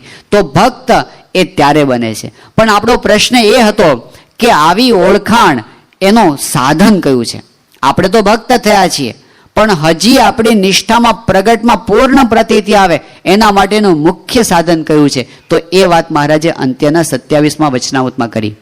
મહારાજે કીધું કે નિષ્કામ, નિર્લોભ, નિસ્વાદ, નિર્માન, નિસ્નેહ, આ બધા જે પંચ વર્તમાન, એનાથી યુક્ત જે સંત હોય એનું જીવન પેલા જોવું. એ જીવન જોયા પછી શું કરવું? એ સંતના વચનમાં દ્રઢ વિશ્વાસ રાખવો. અને વિશ્વાસ જ્યારે આવે ત્યારે જ એના થકી ભગવાનનો નિશ્ચય થાય છે. એ વિના બુદ્ધિના કોઈ ચોકઠા ત્યાં કામ લાગતા નથી. એકમાત્ર અતિ દ્રઢ વિશ્વાસ જેના અંતરમાં આવ્યો ને, કામ થઈ ગયું. શ્રીજી મહારાજે સારંગપુરના 9મા વચનામાં કીધું છે કે અતિશય શ્રદ્ધા અને અતિ દ્રઢ વિશ્વાસ આવે ને તો દેહ છતાં ભ્રમરૂપ થઈ જવાય. બધા જ રસ્તા ત્યાંથી જ ખુલી જાય છે. પણ એક વખત અતિશય શ્રદ્ધા અને અતિ દ્રઢ વિશ્વાસ આપણા અંતરમાં આવવો જોઈએ. આ સંપ્રદાયની અંદર મુક્તાનંદ સ્વામી એવા સંત થયા જેમના જીવનમાં સાધનાના બધા પગથિયા આપણને દેખાય છે. મુક્તાનંદ સ્વામી બહુ જ મુમુક્ષુ સંત હતા. આપણે જાણીએ છીએ કે આમ બ્રહ્મચર્ય પારવા માટે મરવા તૈયાર થયા હતા, એવા મુમુક્ષુતાવાળા હતા. અને પોતે કોઈ જગ્યાએ ઊભા ના રહ્યા. ધ્રાંગધ્રા ગયા, બરાબર સાધુ ના મળ્યા તો નીકળી ગયા ત્યાંથી. વાંકાનેર ગયા, ત્યાં ઊભા ના રહ્યા. સરદાર ગયા, ત્યાં ન ઊભા રહ્યા. રામાનંદ સ્વામીમાં એમણે એવી સાધુતા જોઈ અને પછી તો એમને નીલકંઠ વર્ણીનો યોગ થયો. તો નાનપણથી એમણે નીલકંઠ વર્ણીનું જીવન તો જોયું, એનાથી પોતે પ્રભાવિત પણ હતા નીલકંઠ વર્ણીથી. 21 વર્ષની ઉંમરે નીલકંઠ વર્ણીને સહજાનંદ સ્વામી તરીકે જ્યારે ગાદી સોંપવામાં આવી ત્યારે મુક્તાનંદ સ્વામી તો ઘણા સિનિયર હતા એમના કરતા, પણ એમના અંતરમાં મત્સર ભાવ નહોતો. એ પણ એક આદર્શ છે. એમણે બધું જ સાચે ભાવે સ્વીકાર કરી લીધું. પણ પછી જે ઘટના એમના જીવનમાં બની કે મુક્તાનંદ સ્વામી કચ્છમાં વિચરણ કરવા માટે એમને મોકલવામાં આવ્યા અને આ બાજુ સહજાનંદ સ્વામીએ સમાધિ પ્રકરણ ચાલુ કર્યું. અને આપણે પહેલા વાત સાંભળી હતી, મહારાજે તો કેવું સમાધિ પ્રકરણ ચાલુ કર્યું, આમ દ્રષ્ટિ કરે ને સમાધિ થઈ જાય. ત્યાં માંગરોળની અંદર તો થપ્પીઓ કરી મહારાજે ઉપરા ઉપર, અને મહિનાઓ સુધી મૂકી રાખે, એવું બધું ચાલે. હવે આ બધી વાત મુક્તાનંદ સ્વામીને ત્યાં ઉડતી ઉડતી ખબર પડી. પણ મુક્તાનંદ સ્વામી થોડા શાસ્ત્રના ભણેલા હતા અને એને આ બધી ખબર, એટલે એને જાણતા હતા કે આ સમાધિ કંઈ સહેલી વસ્તુ નથી. આ તો અષ્ટાંગ યોગ સિદ્ધ કરે ત્યારે થાય ને. અષ્ટાંગ યોગ સિદ્ધ કરો એટલે એ તો જન્મોની સાધના કરે ત્યારે કોઈક અષ્ટાંગ યોગને પામી શકે. હવે આ કંઈક દ્રષ્ટિ કરે છે ને સમાધિ થાય છે, એ સમાધિ ન હોય, આ તો કંઈક મેસ્મેરિઝમ જેવું હશે, કંઈક આમ કામણ ટુમણ જેવું હશે, કંઈક મંત્ર તંત્ર જેવું હશે. આ ઉત્તર ભારતમાં ફરીને આવ્યા છે ને, ક્યાંકથી આવું કંઈક ત્રાટક જેવું કે હિપ્નોટિઝમ જેવું શીખીને આવ્યા હશે અને એનો પ્રયોગ કરે છે આ બધાની ઉપર. અને રામાનંદ સ્વામી જે શુદ્ધ સંપ્રદાય જે ભક્તિનો સ્થાપ્યો છે એને બગાડી નાખશે. આ તો કામણ ટુમણનો સંપ્રદાય કરી દેશે. એટલે એને એકદમ ઉદ્વેગ થઈ ગયો. આ નાની ઉંમર છે ને, ઐશ્વર્ય છે ને, એટલે આ બધા ધંધા કરે છે. ત્યાંથી એકદમ ગુસ્સે થઈને પોતે મહારાજને ઠપકો આપવા માટે આવતા હતા.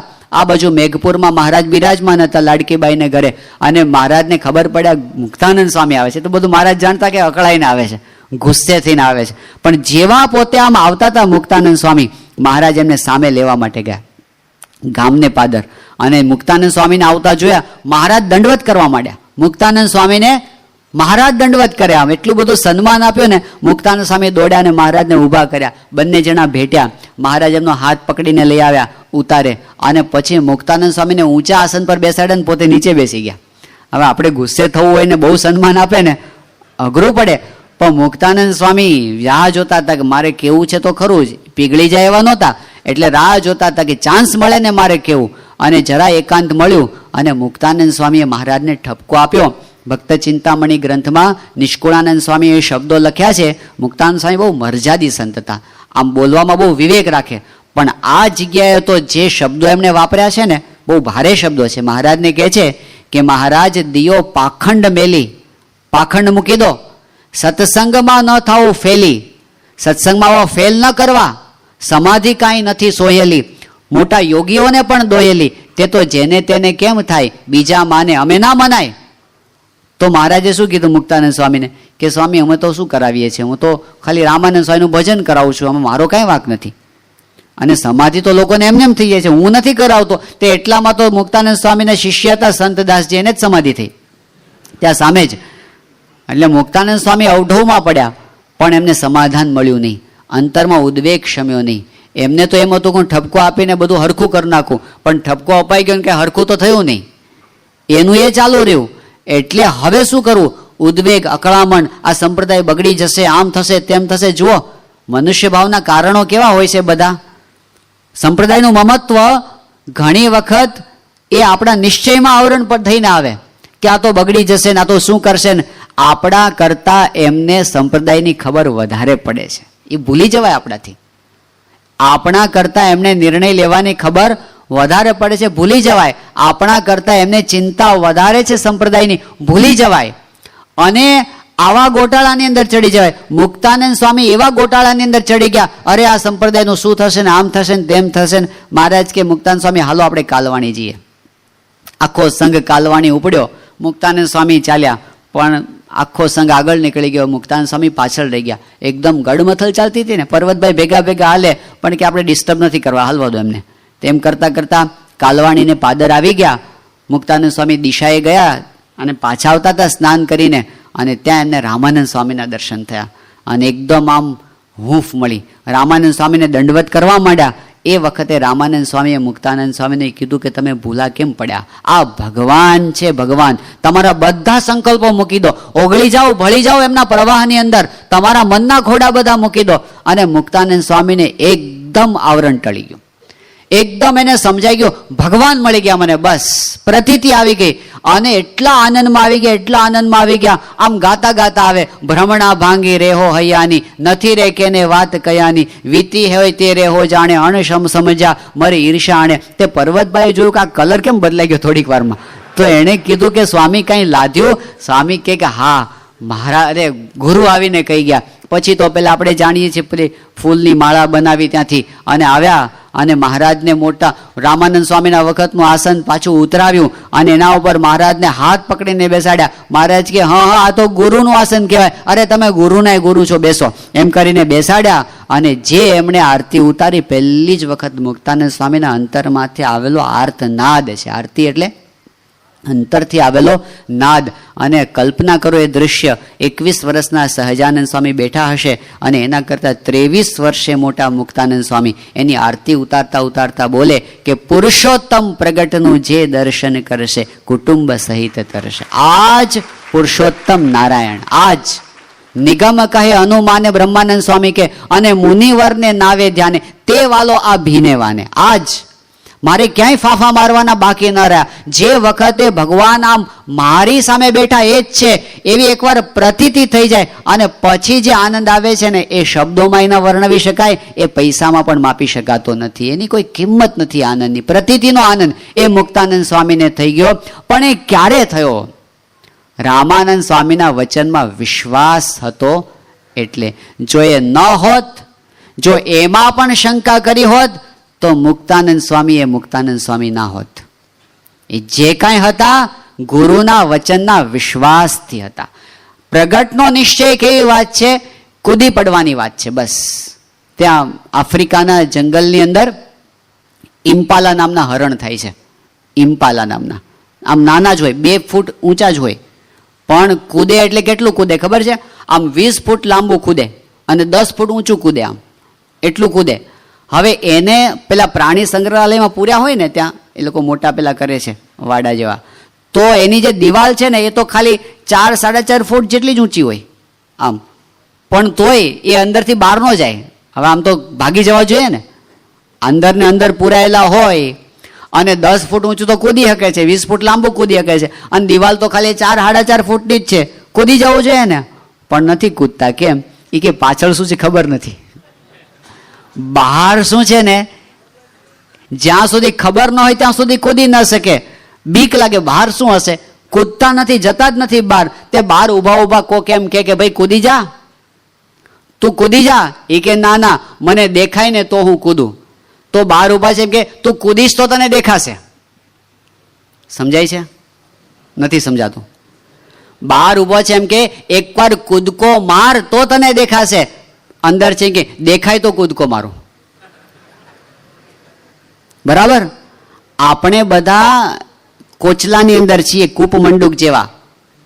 કૂવામાં દેડકો હતો ને, તે એના દાદાના દાદાના દાદાના દાદા પણ કૂવામાં જ જન્મ્યા હતા અને કૂવામાં જ મર્યા હતા. એવો એક દેડકો.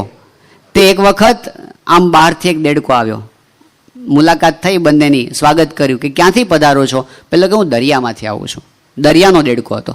એ કેમ? દરિયો એટલે શું? એ કે દરિયો એટલે બહુ જ મોટો જળનો સમુદાય. વર્ણન શું કરે? તો પેલો કે મોટો એટલે કેટલો? એ કે બહુ મોટો. સાઈઝ તો બતાવો. એ કે ના, મોટો એટલે બહુ મોટો એમ. તો પેલો કૂવાનો દેડકો હતો ને શું કર્યું, કૂવાની વચ્ચે જઈ અને 1 ફૂટ ડાયામીટરનું ચક્કર લગાવ્યું, કૂદી કૂદી કૂદી કૂદી કૂદીને પાછો આવ્યો. એ કે આવડો હોય દરિયો? પેલો હસવા માંડ્યો. એ કે આનાથી તો બહુ જ મોટો હોય. તો પેલા 2 ફૂટનું ચક્કર લગાવે, આટલો હોય? અરે આટલો હોય, આનાથી તો બહુ જ મોટો હોય. તો પેલો આખો કૂવાના સરકમફરન્સ પર પડ્યો, આખો પરિઘ પર ફરી આખું ચક્કર લઈ. એ કે આવડો હોય? પેલો કે આનાથી તો બહુ જ મોટો હોય. એ કે ગપ્પા જવા દે, આનાથી કોઈ મોટી વસ્તુ દુનિયામાં હોય નહીં. મારા દાદાના દાદાના દાદા પણ એમ જ કહેતા હતા કે આટલું જ હોય, આની બહાર કાંઈ હોય જ નહીં. જ્યાં સુધી બુદ્ધિના આવરણ ભેદવાની આપણી હિંમત નથી ચાલતી ને, ત્યાં સુધી કોઈ દિવસ પ્રગટનો નિશ્ચય પણ થતો નથી. કૂદવાની વાત છે. એક સૂફી મહાત્માએ એવી વાત કરી કે મને અધ્યાત્મના પાઠ કૂતરામાંથી શીખવા મળ્યા. કે એક વખત ઉનાળાનો વખત હતો, તળાવના કિનારે હું બેઠો હતો અને એ વખતે એક કૂતરો આવ્યો પાણી પીવા માટે. તો તળાવમાં પાણી પીવા ગયો ને પોતાનું પ્રતિબિંબ દેખાડીને ભડક્યો આમ કે આમાં કંઈક જોખમ છે, આમ પાછો જતો રહ્યો. તો થોડીક વાર એને પાછો પ્રતિબિંબ જોયો ને ભડકીને પાછો જતો રહે. આવું 4-5 વખત થયું. પણ પછી તો તરસ બહુ લાગી હતી. તે 6ઠી વખત આવે ને શું થયું, એને છે ને શું કર્યું, તળાવની પાસે છે ને એકવાર આંખો બંધ કરીને ખાપક્યો અંદર. તે જેવો અંદર પડ્યો ને પ્રતિબિંબ દેખાતું બંધ થઈ ગયું, ભડકાવાનું મટી ગયું, શાંતિથી પાણી પી લીધું, ધીમેથી બહાર નીકળી ગયો. એણે કીધું કે મને આમાંથી શીખવા એ મળ્યું કે જ્યાં સુધી આધ્યાત્મિક માર્ગમાં હું શંકા કુશંકા આવું થતું ને ત્યાં સુધી હું ભડકીને આમ હટી જતો હતો. પણ એક વખત ગુરુના વચનમાં વિશ્વાસ રાખીને ખાપક્યો અને મને શાંતિ થઈ ગઈ. વિશ્વાસ, પહેલા બુદ્ધિનો ઉપયોગ કરવાનો, પણ પછી તો વિશ્વાસથી કામ ચાલે છે. આ દુનિયાના કામ પણ વિશ્વાસથી થાય છે. સત્પુરુષના વચનમાં આપણે શુદ્ધ ભાવથી કેટલો વિશ્વાસ મૂકી શકીએ છીએ, કેટલું સાહસ ખેડી શકીએ છીએ, એના ઉપર છે. એ માલ માને, મરજીવા માલ માને, કિનારે બેઠા બેઠા છબછબિયા કરે એના હાથમાં કાંઈ ન આવે, મરજીઓ થઈને કૂદી પડે એના હાથની અંદર મોતી આવે. મસ્તક ધડામાં જે જન મેલશે તે ઘટ પ્રેમ પ્રવાહ પામે. પેલા માથું મૂકો તો મળશે હાથમાં, એમનેમ કાંઈ નહીં મળે. ગુરુના વચનમાં વિશ્વાસ રાખીને ખાપકવાની વાત. પ્રમુખ સ્વામી મહારાજ સારંગપુરમાં હતા અને સંતોની ડિબેટ હતી, ભણનારા સંતોની. બધા બુદ્ધિશાળી સંતો હતા. બ્રહ્મદર્શન સ્વામીની એ લોકોની બેચ હતી, એટલે બધા પ્રખર આમ બધા હતા, વિદ્વાન. અને ચર્ચાનો વિષય એ હતો કે આધ્યાત્મિક માર્ગમાં બુદ્ધિની જરૂર છે કે નહીં, આવો વિષય. બુદ્ધિશાળી સંતો અને 2 ગ્રુપ હતા સામ સામે સ્વામીની હાજરીમાં. એક ગ્રુપ એવું સાબિત કરે કે આધ્યાત્મિક માર્ગમાં બુદ્ધિની જરૂર છે, આ કંઈ મૂર્ખાનો માર્ગ નથી. મહારાજે પંચાળાના પહેલામાં કીધું અમને બુદ્ધિવાળો ગમે છે, બધું બહુ પ્રતિપાદન કર્યું. તો સામેનો પક્ષ એવું સાબિત કરે આ માર્ગમાં બુદ્ધિની જરૂર છે જ નહીં, બુદ્ધિ તો આડી આવે છે ઉલટાની. અહીં તો શ્રદ્ધાની જરૂર છે. શબરીબાઈ ક્યાં બુદ્ધિશાળી હતા ને, પેલા કોણ આપણા હતા નાથ ભગત ક્યાં બુદ્ધિશાળી હતા. એ બધી ચર્ચાઓ ખૂબ ચાલી. છેલ્લે બાપાને કીધું તમે નિર્ણય આપો. ત્યારે પ્રમુખ સ્વામી મહારાજે એક વાક્યમાં જવાબ આપ્યો. સ્વામી કે જ્યાં સુધી આપણને સાચા સંત ન મળે ત્યાં સુધી બુદ્ધિનો ઉપયોગ કરવાનો, પણ એક વખત આપણને મળી ગયા સાચા સંત પછી બુદ્ધિ બંધ કરી દેવાની, પછી ઘે એમ કરવાનું. પછી તું દિન કહે તો દિન, રાત કહે તો રાત. પહેલા શું કામ બુદ્ધિ વાપરવાની, ખોટી જગ્યાએ ન ભરાઈ જવાય એટલા માટે એનો ઉપયોગ કરવાનો. પણ વિશ્વાસ આવે છે આપણને એટલો કે ગુણાતીતાનંદ સ્વામી, ભગતજી મહારાજ, શાસ્ત્રીજી મહારાજ, યોગી બાબા, પ્રમુખ સ્વામી મહારાજ સાચા સંત છે. બસ એટલા માટે પૂરેપૂરી ચકાસણી કરવાની છૂટ, બધું કરી લેવાનું. પછી આપણી બુદ્ધિને વારંવાર તર્ક વિતર્ક મૂકવો પડતો. એકવાર આ સંત સાચા છે કે નહીં, બસ એકવાર આ મનાઈ જાય પછી કૂદી પડવાનું, તો મજા આવે. નહીતર આખી જિંદગી પૂરી જ ન થાય એમાંથી. જેમ મુક્તાનંદ સ્વામીએ કીધું કે વેગે વહેતા વારીમાં પ્રતિબિંબ ન ભાસે રે. વારી એટલે પાણી, અને સ્પીડમાં વહેતું હોય ને ખળખળ, પ્રતિબિંબ ના દેખાય. વેગે વહેતા વારીમાં પ્રતિબિંબ ન ભાસે રે, એમ ડગમગે દિલ જ્યાં લગી નવ બ્રહ્મ પ્રકાશે રે. એમ ડગમગે દિલ જ્યાં લગી નવ બ્રહ્મ પ્રકાશે રે. અનુભવી આનંદમાં ગોવિંદ ગાવે રે. પછી બુદ્ધિના ડગમગાટને બંધ કરવા પડે. એકવાર કૂદી પડવાનું હોય અને જેમ કે એને સત્ય માનવાની તૈયારી એનાથી નિશ્ચય થાય છે. ગુણાતીતાનંદ સ્વામીના વખતમાં સ્વામી વિચરણ કરીને આવતા હતા, આમ વડતાલ સમયો કરીને પાછા આવ્યા સારંગપુર. હવે એ વખતે સારંગપુરના દરબાર વાઘા ખાચર તો આમ તો જીવા ખાચરના વંશજ હતા, પણ પૂર્વના બહુ ભારે સંસ્કારી હતા એકદમ. અને આમ જુઓ તો સૂર્યનો અવતાર કહેવાતા, સંપ્રદાયમાં સૂર્યના અવતાર તરીકે ગણાતા વાઘા ખાચર. ગોપાળાનંદ સ્વામીનો સમાગમ કરેલો, મુક્તાનંદ સ્વામીનો પણ ખૂબ સમાગમ કરેલો. હવે એ વાઘા ખાચરને એક પ્રશ્ન શું નડતો હતો કે એ છે ને રાત્રે જ્યારે સૂઈ જાય ને ત્યારે સપના કેવા આવે, આમ ધીંગાણા થતા હોય ને, કોકના માથા કપાતા હોય ને, લોહીની નદીઓ હાલતી હોય ને, એવું બધું એમને દેખે. ક્ષત્રિય હતા ને એટલે આમ રાતના બધું એવું દેખાય ને, એટલે એ મૂંઝાણા. એટલે એમણે ગુણાતીતાનંદ સ્વામીને કીધું કે સ્વામી, આ મને સપના ધીંગાણાના આવે છે ને, લોહીની નદીઓ હાલે છે ને, એવું બધું તો મને એમ થાય છે કે મારા સૂક્ષ્મ શરીરના ભાવ નથી ટળતા, તો કારણના તો ક્યારે ટળશે? ગુણાતીતાનંદ સ્વામી કે વાઘા ખાચર જુનાગઢ હાલો, તમારા કારણ શરીરના ભાવ ટાળી નાખીએ. પણ કે સ્વામી, આ સંઘની અંદર મને ન ફાવે, મારે તો કોઈક સેવક જોઈએ, મારી પથારી કરી આપે, મને ઊનું પાણી કરી આપે, એ બધું કોણ કરી આપે? સ્વામી કે આ પ્રાગજી ભગત તમારી સેવા કરશે. અને ભગતજી મહારાજને સેવામાં જોડ્યા. હવે ભગતજી મહારાજને એકમાત્ર વ્યસન હોય ને તો શું હતું? ગુણાતીતાનંદ સ્વામી અક્ષર છે એની વાત કરાવીને એમનાથી રહેવાય નહીં. એટલે સંઘ ઉપડ્યો ને પહેલે જ દિવસે એમણે કીધું કે વાઘા આપા, જો તમારે કારણ શરીરના ભાવ ટાળવા હોય ને એક જ ઉપાય છે, ગુણાતીતાનંદ સ્વામી મૂળ અક્ષર સાક્ષાત છે, એમના દ્વારા મહારાજ પ્રગટ છે એવો નિશ્ચય કરો. તો એમને વાઘા ખાચર તો શું, આ દરજીનો છોકરો આ વહવાયું મને ઉપદેશ આપે છે એટલે એકદમ ગુસ્સે થઈ ગયા, તું કોણ મને વળી આમ સમજાવવા હોય, નામ છે ને તેમ છે ને. પછી સ્વામી પાસે જઈને ફરિયાદ કરી કે સ્વામી, આ પ્રાગજી તો કંઈક કંઈનું કંઈ બોલ કરે છે મારી સામે, કે ગુણાતીતાનંદ સ્વામી તો આમ છે ને તેમ છે ને. તો ગુણાતીતાનંદ સ્વામી હસવા માંડ્યા. સ્વામી કે કાઢી મૂકો એને સેવામાંથી. તે વાઘા ખાચર જઈને કીધું કે જા.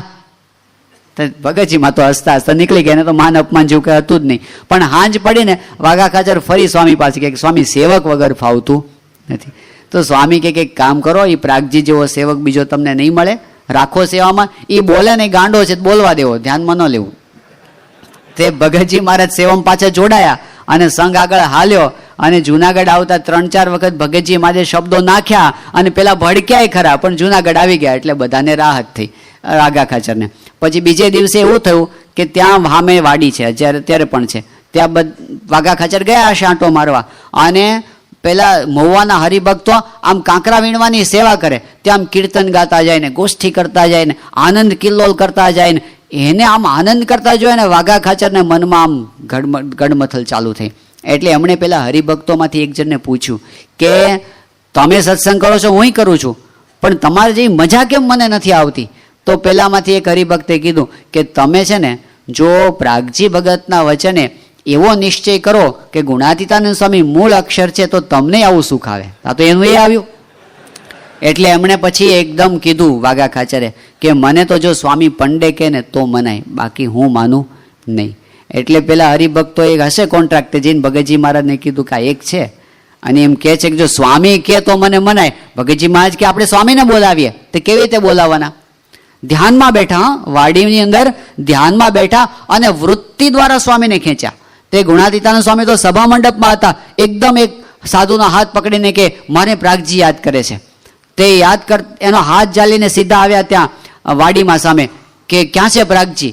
તે ભગતજી મહારાજ પાસે આવીને કે બોલ પ્રાગજી, મને કેમ બોલાવ્યો? ભગતજી મહારાજ કે સ્વામી મારે તો કામ નથી, કે વાઘા આપાને કંઈક કામ છે. એટલે બોલો વાઘા બાપા, શું કામ છે તમારે? એ વાઘા ખાચર કે સ્વામી આ પ્રાગજી ભણે છે કે સ્વામી આપોઆપ મૂળ અક્ષર, એ વાત સાચી? કે ગુણાતીતાનંદ સ્વામી કે હા સાચી. અરે સ્વામી તમે પંડે અક્ષર? કે હા હું પંડે અક્ષર.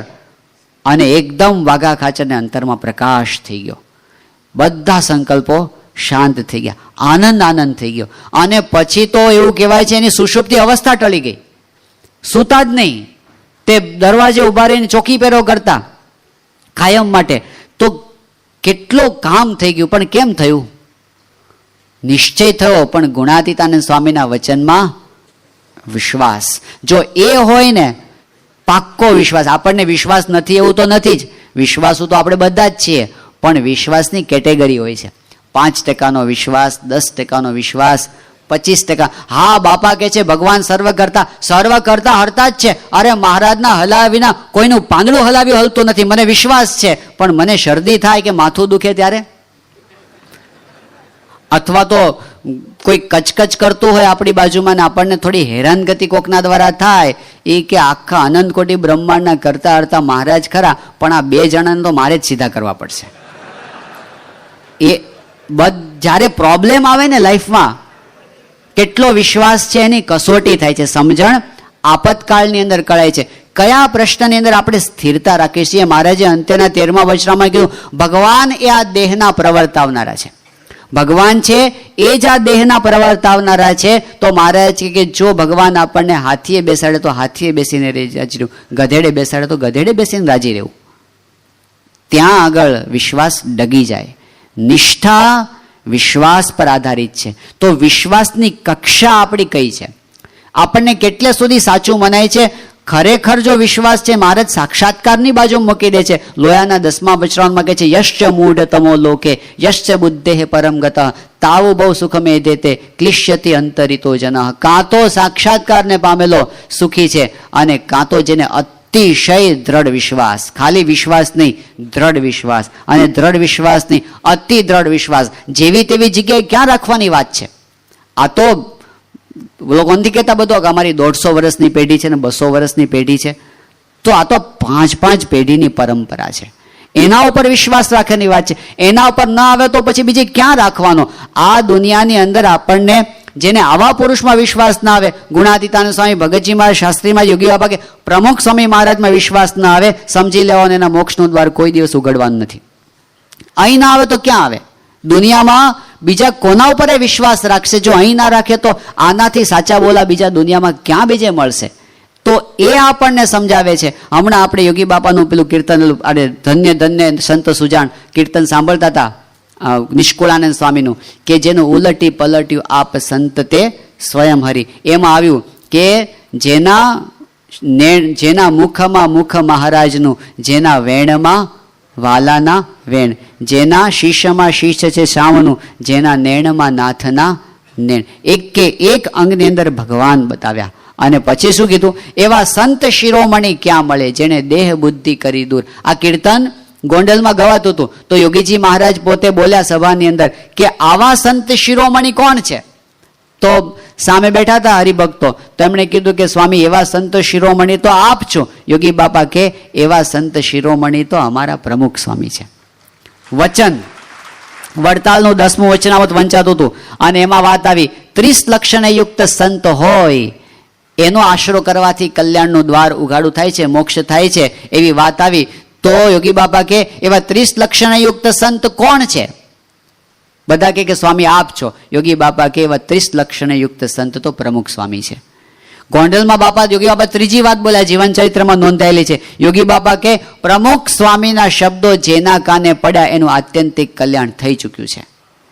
જે મહિમા યોગી બાપાએ આપણને કીધો છે. શાસ્ત્રીજી મહારાજ ત્યાં બિરાજમાન હતા અટલાદરાની અંદર, અને પ્રભાશંકર પંડ્યા નામના યુવાન એ બાજુમાં ઊભા હતા. પ્રભાશંકર પંડ્યાએ આ પ્રસંગ 2004ની સાલમાં એડિસનમાં બાપાની હાજરીમાં ત્યાં જાહેરમાં કીધો હતો આ પ્રસંગ. તો પ્રસંગ એવો બન્યો કે એ વખતે ચાણસદના એક હરિભક્ત આવ્યા, અને યોગી શાસ્ત્રીજી મહારાજે પૂછ્યું કે પંડ્યા અમને ઓળખો છો. તો એ કે ના સ્વામી નથી ઓળખતો. તો શાસ્ત્રીજી મહારાજે પરિચય આપ્યો કે આ ચાણસદના મોતીભાઈ છે, અને એણે અમને એમનો 36 લક્ષણો દીકરો આપ્યો છે, આવું કીધું. હવે એ હરિભક્ત તો જતા રહ્યા, મોતીભાઈ એટલે પ્રમુખ સ્વામી મહારાજના પૂર્વાશ્રમના પિતાશ્રી, એ તો ગયા. પછી પ્રભાશંકર પંડ્યાએ પૂછ્યું શાસ્ત્રીજી મહારાજને કે સ્વામી, મેં એવી વાત સાંભળી છે કે શાસ્ત્રમાં સાધુના 30 લક્ષણો કીધા છે, અને એવી પણ વાત સંભળાય છે લોકની અંદર કે આ 32 લક્ષણો છે, પણ તમે આ 36 લક્ષણો કીધો ને એ મને સમજાણું નહીં. તો શાસ્ત્રીજી મહારાજ કે એનામાં સાધુના બધા લક્ષણ તો છે જ, પણ એમની અંદર ભગવાનનો પ્રતાપ લોકોને અનુભવાશે એટલે 36 લક્ષણો કીધો. શાસ્ત્રીજી મહારાજ અને યોગીજી મહારાજ એમનો સિક્કો લાગી ગયો.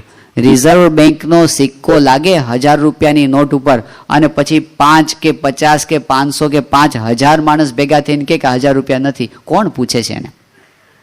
સ્ટેમ્પ કોનો છે? શાસ્ત્રીજીમાં જ યોગી બાપાનો સિક્કો લાગી ગયો. કોના સ્ટેમ્પની દુનિયામાં જરૂર છે? એમણે આપણને કીધું, ઓળખાવી દીધા. વિશ્વાસ જેને હોય ને, અતિશય દ્રઢ વિશ્વાસ, એને પ્રતીતિ આવી જાય, મારે હવે કાંઈ કરવાનું બાકી રહ્યું નહીં. મહારે મુનિના ધ્યાનમાં ના આવે, એરે શામળિયોજી મુજને બોલાવે. જે સુખને ભવ બ્રહ્મારે ઈચ્છે, એરે શામળિયોજી મુજને રે પ્રીછે. પ્રગટની પ્રાપ્તિ. અને જ્યાં સુધી એ ન માને ને ત્યાં સુધી સખી અંતર રહે અણોસરું. નિષ્કાન સ્વામી કહે છે, અણોસરું એટલે શું? કઈ મજા ન આવે ને, આમ બેચેની જેવું રહ્યા કરે ને, કે સખી અંતર રહે અણોસરું. જેવી ઝાંખી રે, જેવી ઝાંખી રે, રહે દીપક જ્યોત કે, સમજણમાં ઘણું સુખ છે. પેલી ફાનસ હોય, હવે ફાનસ જતા રહ્યા બધા, પણ ફાનસનો પેલો ફોટો હોય લોખંડનો, અરે પેલો કાચનો, અને એની પેલી મેશ લાગી ગઈ હોય તો પ્રકાશ કેવો આવે? ઝાંખો ઝાંખો. કે જેવી ઝાંખી રે, રહે દીપક જ્યોત કે, સમજણમાં ઘણું સુખ છે. સખી ખરી ખુમારી ચડ્યા વિના, સખી ખરી ખુમારી ચડ્યા વિના, પલટે નહીં રે, પલટે નહીં રે, એના પંડનું પોત કે, સમજણમાં ઘણું સુખ છે. મહારાજે પ્રથમના 9મા વચનામૃતમાં કીધું કે અધૂરપ રહ્યા કરે, અપૂર્ણપણું રહ્યા કરે. ગુણાતીતાનંદ સ્વામીએ વાતોમાં કીધું, અપૂર્ણપણું અને કલ્પના મટે નહીં, કે જ્યાં સુધી પ્રગટની પૂરી નિષ્ઠા ન થાય ને ત્યાં સુધી આવું રહ્યા કરે. પણ એ નિષ્ઠા થવાનું એક દ્વાર મુખ્ય બતાવ્યું, કે આવા સંતના વચનમાં પાક્કો વિશ્વાસ. શાસ્ત્રીજી મહારાજ, યોગી બાપા અને પ્રમુખ સ્વામી મહારાજ, એના વચનમાં પાક્કો વિશ્વાસ. અને એ થઈ ગયા પછી મહારાજે બતાવ્યું 2 વચનામૃત છે, વડતાલનું 1 અને મધ્યનું 14મું, કે એકવાર આપણને ખબર પડી ગઈ આ આંબાનું ઝાડ છે, અને એકવાર ખબર પડી ગઈ કે આ લીમડો છે, પછી એ ક્યારેય મટતો નથી. કોઈ તલવાર કાઢીને કે બોલ આ લીમડો નથી, તો માથાકૂટ ન કરો એટલે બોલે કે જાને નથી. પણ અંતરમાં તો આપણને પાક્કું છે કે આંબો તે આંબો અને લીમડો તે લીમડો. એવી રીતે એક વખત ખબર પડી ગયા ભગવાનનું સ્વરૂપ, પછી આપણને તાવ આવે તો કે લીમડો ન મટી જાય, અને આપણને ધંધામાં ખોટ જાય તો આંબો મટી ન જાય. એ છે જ. એ નિષ્ઠા ક્યારેય ફરે નહીં, ડગમગાટ ન થાય. જેમ વજ્રની પૃથ્વીમાં વજ્રની ખીલી ચોંટાડી હોય, એવી રીતે પાક્કી નિષ્ઠા થઈ જાય, ક્યારેય ડગમગે નહીં. તો પછી મહારાજ કે આત્યંતિક કલ્યાણમાં કાંઈ બાકી જ નથી. એ તો દેહ છતાં કૃતાર્થ થઈ ગયો છે, અને કાંઈ કરવાનું બાકી રહેતું નથી. એવી પ્રગટપણાની નિષ્ઠા, અને એની અંદર અખંડ દિવ્ય ભાવ. એ મનુષ્ય ચરિત્ર કરે તો પણ દિવ્ય છે. પ્રમુખ સ્વામી મહારાજ તારીખ 8 ઓક્ટોબર 1991ના દિવસે આફ્રિકાના વિચરણની અંદર હતા, અને એ વખતે લિલોંગવેથી દારે સલામ જવાનું હતું. પ્લેનની અંદર હતા, અને સાથે હરિભક્તોને સંતો હતા, ગોષ્ઠી ચાલતી હતી. એમાં એક સંતે બાપાને પ્રશ્ન પૂછ્યો કે અમારે આપને કેવા સમજવા? બરાબર પ્રશ્ન સાંભળજો. સીધો જ સ્વામીને સ્વરૂપ સંબંધી પ્રશ્ન હતો કે અમારે આપને કેવા સમજવા? અને એ વખતે પ્રમુખ સ્વામી મહારાજે જે જવાબ આપ્યો એ હું વાંચું છું. સ્વામી શ્રી બોલ્યા, પૂર્ણ પુરુષોત્તમ નારાયણ શ્રીજી મહારાજ સર્વોપરી સાક્ષાત જ છે. રોમે રોમમાં મહારાજ છે. શ્રીજી મહારાજના અખંડ ધારક છે. તમે ગાઓ છો ને, સંત તે સ્વયં હરિ, એમની આંખમાં જોનારા ભગવાન છે. બોલનારા, સાંભળનારા, જમનારા ભગવાન જ છે. એમાં રોમનોય ફેર નથી. આ તો દેહ જુદો દેખાય છે, પણ સાક્ષાત મહારાજ જ છે. કોઈ રાગ દ્વેષ કે દોષો છે જ નહીં. નિર્મળ પવિત્ર અંતઃકરણ છે. મનુષ્ય ભાવ બતાવે પણ દિવ્ય જ છે. અત્યારે બતાવે છે, ક્યારેક ઘડપણના ભાવ બતાવે, અશક્તિ બતાવે, આમ હાથ ઊંચો કરવામાં તકલીફ થાય છે એવું બતાવે. પણ મહારાજે પ્રથમના 56મા વચનામાં કીધું છે, ભગવાન અંધારામાં બેઠા હોય અને ત્યાં દીવો લઈએ ત્યારે પ્રકાશ થાય એવું. પણ મહારાજ કે અનંત બ્રહ્માંડના સૂર્ય ચંદ્રને પ્રકાશ આપનાર આ જ છે. એમ સમજાણું, એનું નામ નિષ્ઠા. ભગવાન ઘોડા ઉપર ચાલતા હોય તો ઘોડો એનો આધાર છે, પણ ના, એ તો અનંત બ્રહ્માંડોના આધાર. મહારાજે કીધું કે એવા સંત છે ને, આખા બ્રહ્માંડના બધા જીવોને આંખમાં જોવાની શક્તિ એ આપે છે, પગમાં ચાલવાની એ આપે છે, હાથમાં કામ કરવાની એ આપે છે. ભલે અત્યારે આપણને બધા હાથ ઊંચો નથી થતો એવું બતાવે, પણ જે પેલા નાચતા ને કૂદતા હોય છે ને એમને નચાવનાર એ જ છે. એમની શક્તિ એની પાસેથી આવી છે. આવી જેને સમજણ હોય ને એને નિષ્ઠા કહેવાય. નહીતર શું થાય, દિવ્ય ચરિત્ર બતાવે ત્યારે આનંદ, મનુષ્ય ચરિત્ર બતાવે ત્યારે ઝાંખું. પ્રથમના 63માં મહારાજ કે એ નિશ્ચયમાં ખામી છે. ચરિત્ર બતાવે, દિવ્યતા બતાવે, અલૌકિકપણું બતાવે, તેજ બતાવે તો હો થઈ જાય, અને કંઈ ન બતાવે ત્યારે પાછું ઝાંખપ થઈ જાય. તો સમજવું કે હજી મનુષ્ય ભાવ ને દિવ્ય ભાવ એક થયા નથી. એ નિષ્ઠા પાકી થાય એ આવા વચનોને હૃદયમાં ધારવાથી થાય, અને એવા સંતના વારંવાર દિવ્ય ભાવના અને અહોભાવના અને એમના વચનોના વિચાર કરવાથી થાય. એ કહે છે મનુષ્ય ભાવ બતાવે પણ દિવ્ય જ છે, એમાં સર્વે આવી જાય. આ સર્વોપરી નિશ્ચય છે. આપણે જે જીવનો સત્સંગ કરવાનો છે એ જીવનો સત્સંગ આવી દ્રઢતા થાય એ છે. ક્યારેય ન ડગે એવી જીવમાં નિષ્ઠા થાય એ સત્સંગ સાચો. બીજે ક્યાંય હેત પ્રીત કે આત્મબુદ્ધિ નહીં, અહીં જ. આ સર્વોપરી છે, આ સાક્ષાત મહારાજ છે. આ દ્રઢતા હોય તો ક્યારેય મૂકીને ચાલ્યું ન જવાય, અખંડ આજ્ઞામાં રહેવાય, મન ધાર્યું ન થાય, મહિમા રહે, શંકા કુશંકા ન થાય, બધું દિવ્ય દિવ્ય જ દેખાય. અખંડ દિવ્યતાનો આ જ એકમાત્ર ઉપાય છે કે પ્રગટની અંદર આપણને પૂરી પ્રતીતિ આવે, એમાં કોઈ દિવસ શંકા કે ડગમગાટ એ આપણને થાય નહીં. એટલે આને સાધનાના કેન્દ્ર સ્થાનમાં રાખ્યું. આના સાધનામાં કેન્દ્ર સ્થાનમાં દિવ્ય ભાવને રાખ્યો. મહારાજે કીધું કે આટલું જો થયું ને પ્રગટમાં દિવ્ય ભાવ, કામ પૂરું થઈ ગયું. આ જીવનો સ્વભાવ કેવો છે, પ્રગટ ભગવાન જ્યારે પોતાના સ્વરૂપને ઓળખાણ કરે ને ત્યારે શંકા કરે. મધ્યના 13મા વચનામૃતમાં મહારાજ કેવી વાત કરે છે, મોટેરા મોટેરા આગળ આવો, બરાબર. પછી શું કહે છે કે જે વાતમાં સમજતા હોય આગળ બેસો. પછી મહારાજ કહે છે આ જે હું વાત કરું છું એ કઈ દંભે કરીને નથી કરતો, માને કરીને નથી કરતો, પોતાની મોટપ વધારવા સારું નથી કરતો. બધાને ખબર છે મધ્યના 13મા વચનામૃતમાં મહારાજને એક જ વાત કરવી છે, કઈ? હું ભગવાન છું, બસ આટલી જ વાત એમને કરવાની છે. પાછળ તેજને વિશે જે મૂર્તિ છે એ જે આ પ્રત્યક્ષ મહારાજ છે, અને એના માટે પૂર્વ ભૂમિકા આટલી લાંબી કરી. શું જરૂર હતી આટલી લાંબી કરવાની? એ આપણને બતાવે છે કે આપણી બુદ્ધિ કેટલી નાલાયક છે, એ બતાવે છે. મહારાજને આપણી પાસે એવું જસ્ટિફિકેશન આપવું પડે, એમને આપણને કેવું પડે હું દંભ નથી કરો. આપણે એને દંભી માનતા હશું ત્યારે ને, આપણે નથી માનતા, પણ બુદ્ધિની અંદર એ જ્યારે પોતાનો મહિમા કહે ને ત્યારે એક, કારણ કે આપણામાં અહંકાર છે, દંભ છે, એટલે આપણને એક શંકા, કદાચ આવું હોય, કદાચ આવું હોય.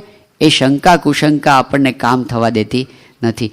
એકવાર એનું મૂળિયું નીકળી જાય ને, એકવાર જબરજસ્ત રીતે એને કાપી નાખીએ ને આપણે, જેમ સંત સ્વામી પેલી વાત કરતા કે પંચાળના 7મા વચનામૃતમાં મહારાજે દ્રષ્ટાંત આપ્યું છે.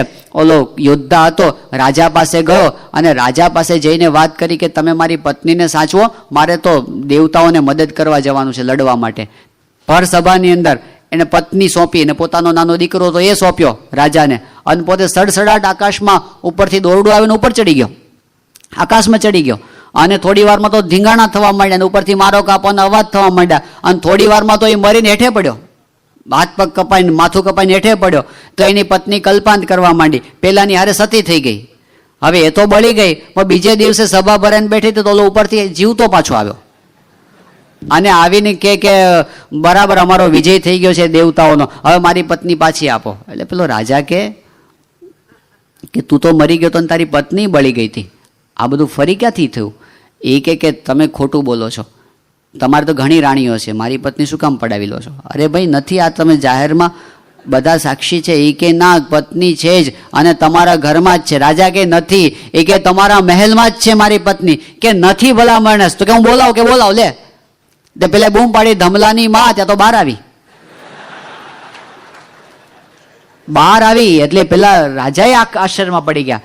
પછી બધાએ કીધું, પેલા એવું ચોખવટ કરી કે હું તો નટ છું, આ તો મારો જાદુગરનો જાદુ મેં તમારી સામે રજૂ કર્યો હતો. બધા મોહ પામી ગયા, બધા, આખી સભા, રાજા, બધા મોહ પામી ગયા. લાગ્યા આ તો જબરું કે મરી જ ગયો, પલટી ગયો, બળી ગયો, શોક કર્યો, બધા કરતા હતા. પણ એક વ્યક્તિ એવી હતી કે જેને જરાય શંકા હતી.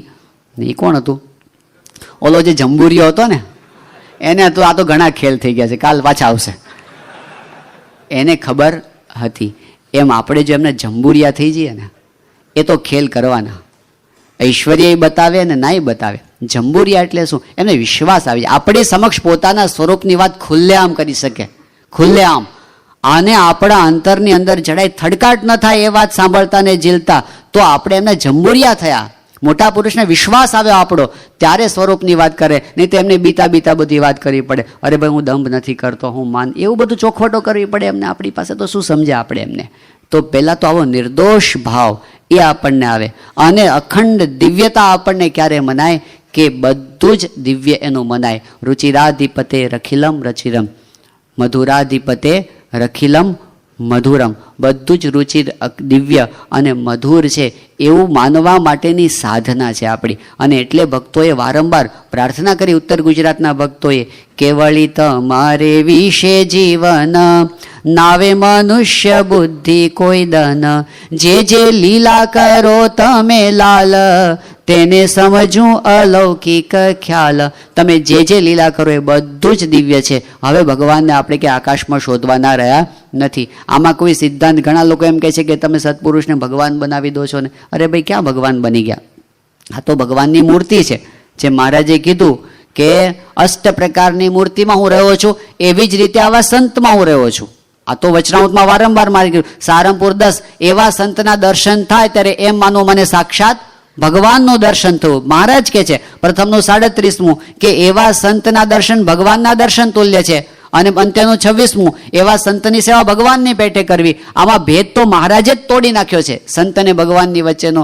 મહારાજે કીધું કે એમાં સાક્ષાત ભગવાન રહ્યા છે, પછી બાકી શું રહ્યું? આપણે અહીં બેઠા હોઈએ અને સામે મહારાજની મૂર્તિ હોય, શ્રીજી મહારાજની મૂર્તિ છે ને સહજાનંદ સ્વામીની, અને આપણે આમ બોલીએ છીએ કે આ, આપણે કોઈને શું બોલીએ છીએ? કોઈ આપણી સાથે આવે તો આ સ્વામિનારાયણ ભગવાન છે, આપણે એમ કહીએ છીએ ને. શું કહે છે? આ મૂર્તિ છે એવું નથી કહેતા. શું કહે છે? આ સ્વામિનારાયણ ભગવાન છે, એમ આપણે કહીએ છીએ. તો આ મૂર્તિને જોઈને આપણે જેમ કહીએ છીએ કે આ સ્વામિનારાયણ ભગવાન છે, એમ કહેવાય છે. તો પ્રમુખ સ્વામી મહારાજ આમ ચાલતા હોય, એ 9મી મૂર્તિ છે, તો કોઈ પ્રમુખ સ્વામી મહારાજ સામે જોઈને કે આ સ્વામિનારાયણ ભગવાન છે, તો ખોટું કહેવાય? ખોટું કહેવાય? સાચું જ છે ને? બરાબર કે નહીં? જેમ આ સ્વામિનારાયણ ભગવાન છે, એમ આ સ્વામિનારાયણ ભગવાન છે. કારણ કે સંત માનજો મારી મૂર્તિ રે, મારી મૂર્તિ. સંત માનજો મારી મૂર્તિ રે, તેમાં ફેર નથી એક રતિ રે. સંત હું ને હું તે વળી સંત રે, એમ શ્રી મુખે કહે ભગવંત રે. નિષ્કાળ સ્વામી સામે મહારાજ બોલીને કથા વાર્તા કરતા નિષ્કાળ સ્વામી નોંધી લીધી છે કે સંત હું ને હું તે વળી સંત રે, એમ શ્રી મુખે કહે ભગવંત. મહારાજે પોતાનું એડ્રેસ એ આપણને આપી દીધું અને એ આપણને હરતા ફરતા સ્વરૂપની અંદર આપણને મળ્યા. આપણને એમાં નિષ્ઠા થઈ, એમાં જીવ ચોટ્યો. પણ હવે પ્રતીતિની કક્ષા આપણી ઊંચી ઊંચી થતી જાય. વધારે ને વધારે આપણને મનાતું જાય કે હવે મારે કાંઈ જોવાનું પામવાનું બાકી રહ્યું નથી. આની અંદર બધું જ આવી ગયું એવું આપણને મનાય અને એવો અખંડ દિવ્ય ભાવ એ આપણને એમની અંદર રહે. તો સમજવું કે કાળી દેવ ચકલી બસ ત્રીજી વાર પસાર થઈ ગઈ. શ્રી સ્વામિનારાયણ ભગવાનની જય.